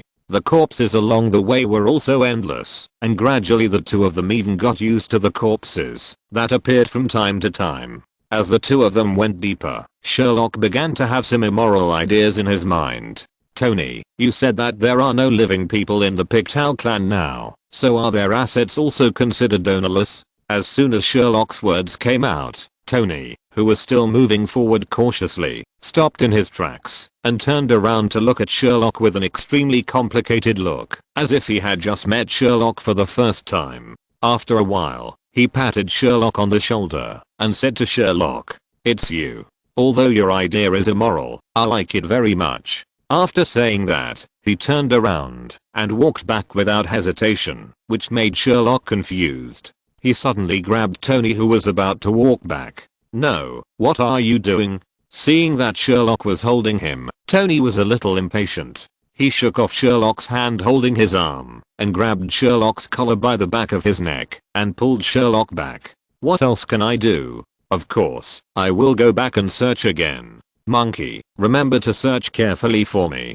Tony even played a joke about Journey to the West. Sherlock was stunned for a long time before he came to his senses. What should I say? Sherlock liked it very much. He even felt that he was loved by the real version. It was immoral, but it was very cool. However, although the two went back to search again, there was still a very realistic problem in front of them. The two of them didn't know what the currency in the universe should look like. In the end, the two of them didn't care so much. As long as they looked valuable, the guy didn't let go of any of them. He licked the bags more cleanly than a dog. As the two searched, they gradually discovered something unusual. That is, the oxygen content here was ridiculously high. The reason was that Sherlock was tired of searching, and when he subconsciously wanted to take off the helmet, he was stopped by Tony. Jarvis, who was controlling the armor, tested the composition of the air and reported it to the two. According to the composition of air on Earth, nitrogen accounts for about 78%, oxygen accounts for about 21%, rare gases account for about 0.939%, carbon dioxide accounts for about 0.031%, and other gases and impurities account for about 0.03%.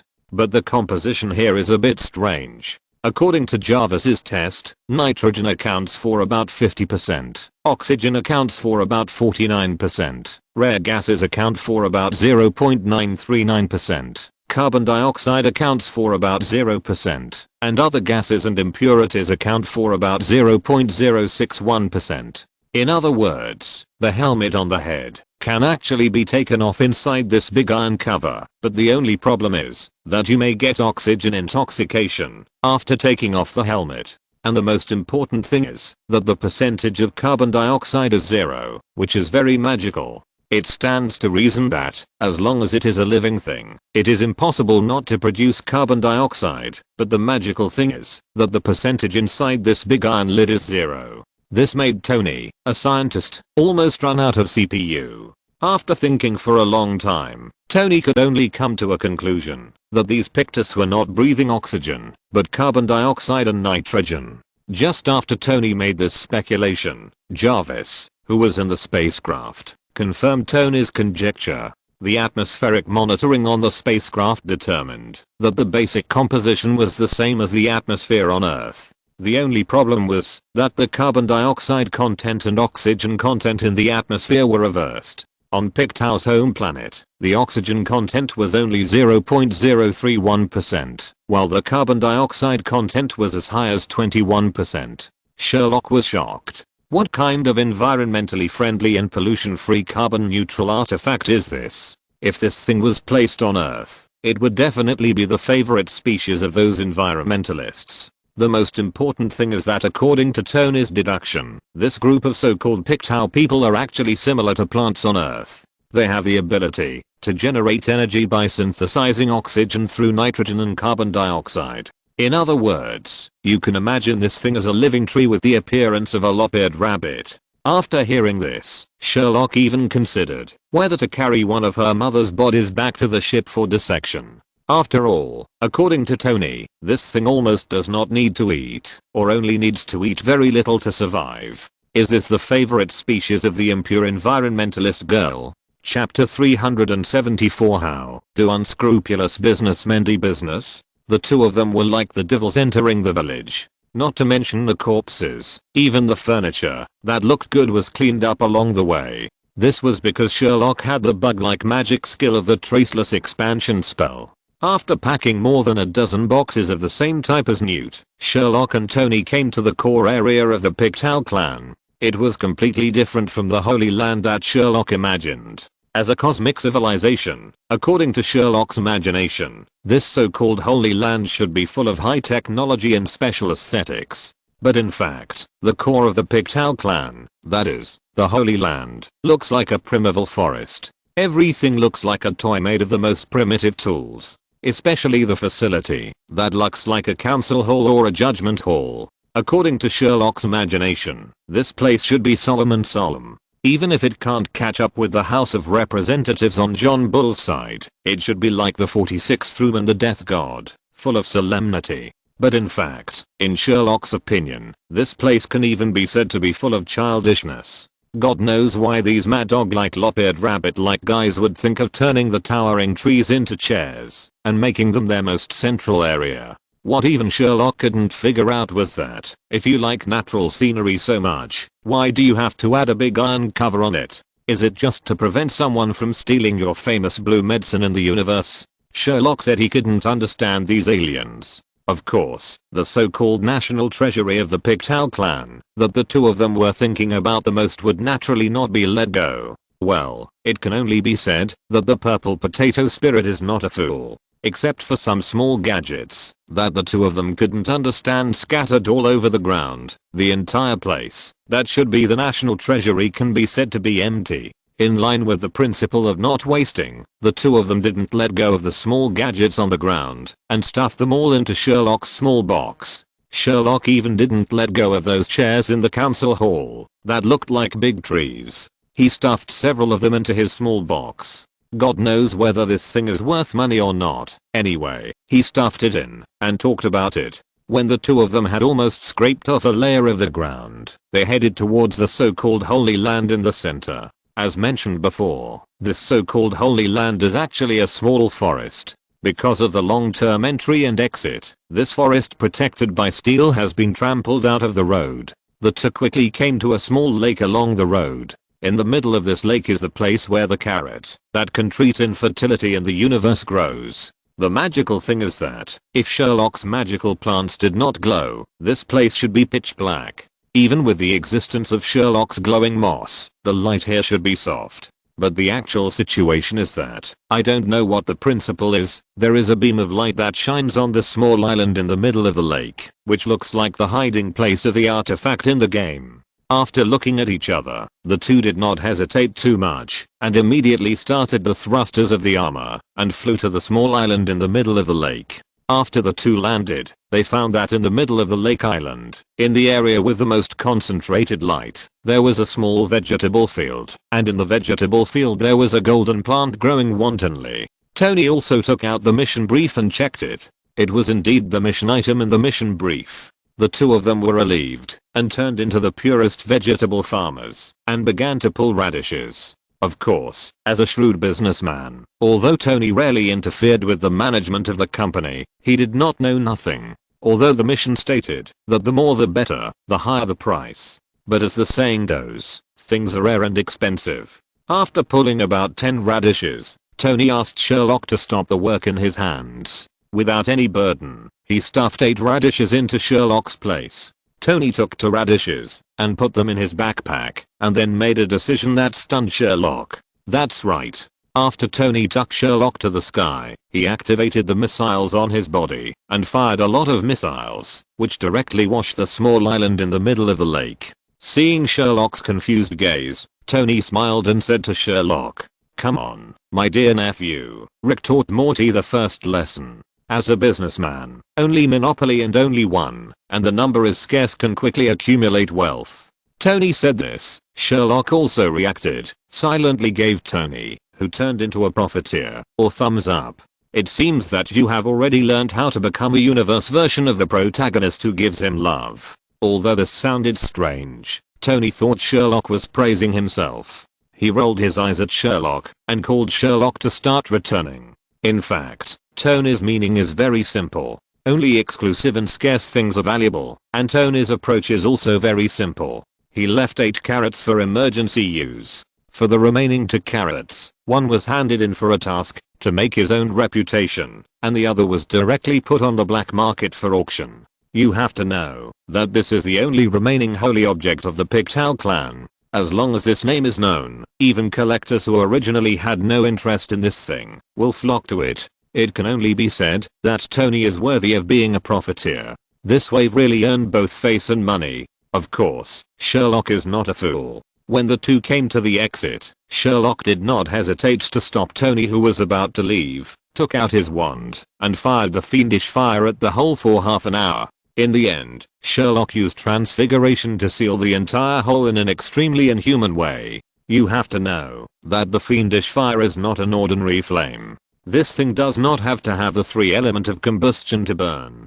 As long as there are combustibles, it doesn't matter if there is any oxygen or not. This thing should burn. And judging from the fact that Sherlock didn't care about it for half an hour just now, one thing is certain, that is, let alone whether there are any survivors under this big iron cover, even if there is anything, you have to think carefully. After finishing all this, Sherlock turned around and looked at the stunned Tony. He patted the suitcase in his hand and said to Tony with a smile, "Well, now we have all the unique things of the Pictou family. I think these things are enough for us to sell for a good price." Tony was stunned by Sherlock's honest smile and gave Sherlock a thumbs up with one hand. 6. Chapter 375, Follow-up. Andromeda, B164 Galaxy, LSD Black Market. Recently, the originally quiet black market has gradually become lively. At first, 2 rookies took on the difficult task that had been on the bounty list.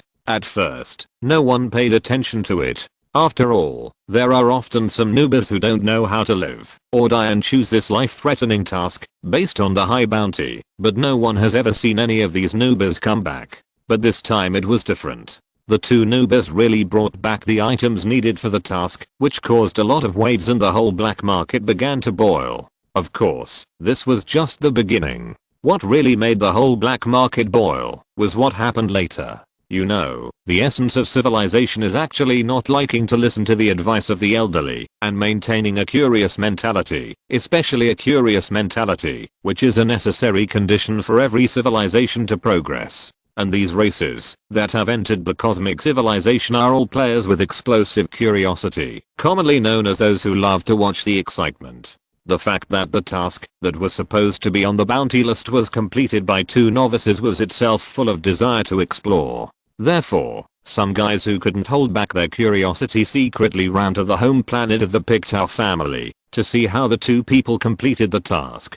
Could it be that the firepower of the Pictou family is no longer as brave as it used to be? Or are there some unknown advantages of these 2 novices? But what these curious guys didn't expect was that when they came to the home planet of the Pictou family, they saw not the beautiful discus-shaped planet with a depression in the middle as they imagined. Instead, it was a desolate dead star. The surface of the entire planet was covered with huge monsters made of flames. These monsters were constantly devouring all the flammable materials on the Pictou home planet. Out of curiosity, some people tried to capture such a flame behemoth to see what this thing was, but what these people didn't expect was that this thing was not a creature they imagined at all, but a weapon-like thing made of pure energy. In other words, the entire Pictou clan, including their home planet, was completely destroyed and was even heading towards the direction of a Death Star. This discovery completely stirred up the entire black market. No one expected that the 2 newcomers would be so ruthless and kill the entire Pictou clan directly for the mission goal. Although the Pictou clan's reputation in the universe is not very good, such an action is enough to make people drop their jaws. Without Sherlock and Tony knowing anything, the purple potatoes' actions were forced on their heads, and for this reason, the 2 even received a nickname of Planet Destroyer. But it's not a wish, Sherlock, and it's estimated that even Sherlock himself didn't expect that. After releasing the fiendish fire for more than half an hour, these fiendish fires would eventually break through the obstruction of the big iron cover and wreak havoc on the entire planet. These were originally just the excitement in the black market. Although the Pictou clan was destroyed, information is often delayed. There are so many civilizations in the universe, and no one would care about a race that originally had a bad reputation. What really pushed things to a climax was the appearance of a large number of items claiming to be the relics of the Pictou clan in the black market. These items gradually became known to various collectors in the universe through auctions and scattered sales in the black market. You should know that the original Pictou clan was very closed, and few civilizations were willing to do business with this group of crazy dogs.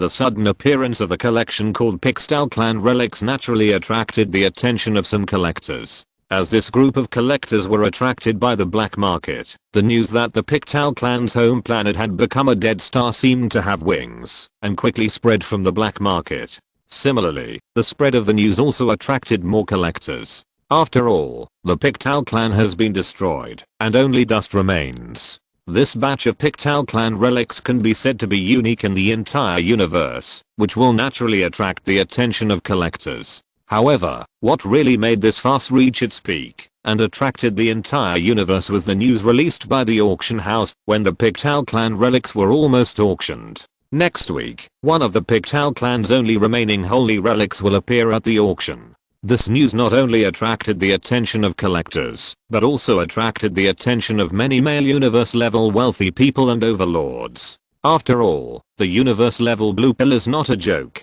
No male creature can say no to the fact that it can stand up and lie down completely by the will of the user, not to mention that this thing can get pregnant at any time. The whole universe is boiling with this news, and everyone is rushing to this small black market, hoping to participate in this auction. Of course, the boss behind the black market, Bricken Espinosa, was so excited about the news that he couldn't sleep for several nights. After all, it was all money. According to the current level of excitement, he could probably come up with a few fleets after finishing this wave of transactions. Naturally, Bricken Espinosa had already treated Sherlock and Tony as guests of honor. However, these things had little to do with Sherlock. Everything was handled by Tony. After all, he was a serious businessman, so it was not wrong to hand it over to him. As for Sherlock, you may not believe it, but Tony was so busy that he was busy with auctions, buying supplies on the black market, and then running back to upgrade the spacecraft.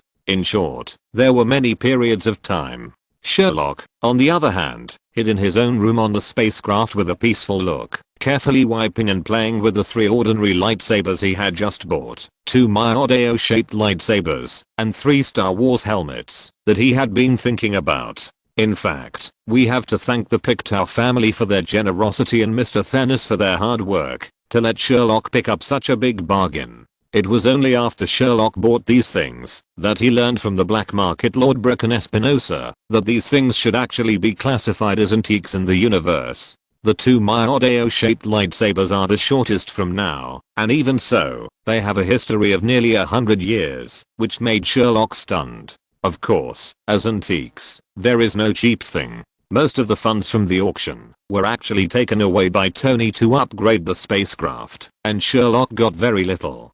To be honest, if it weren't for the unexpected role played by the little gadgets that Sherlock collected from the Pictal family's treasury that Thanos didn't like, Sherlock really couldn't afford these lightsabers and helmets that he had been thinking about. End of this chapter. Thank you very much for reaching the end. Don't forget to like. Looking for more exclusive content and immediate access? Subscribe to our Patreon. Remember, every like, subscription, or donation encourages us to continue. Thanks to everyone. See you in the next video.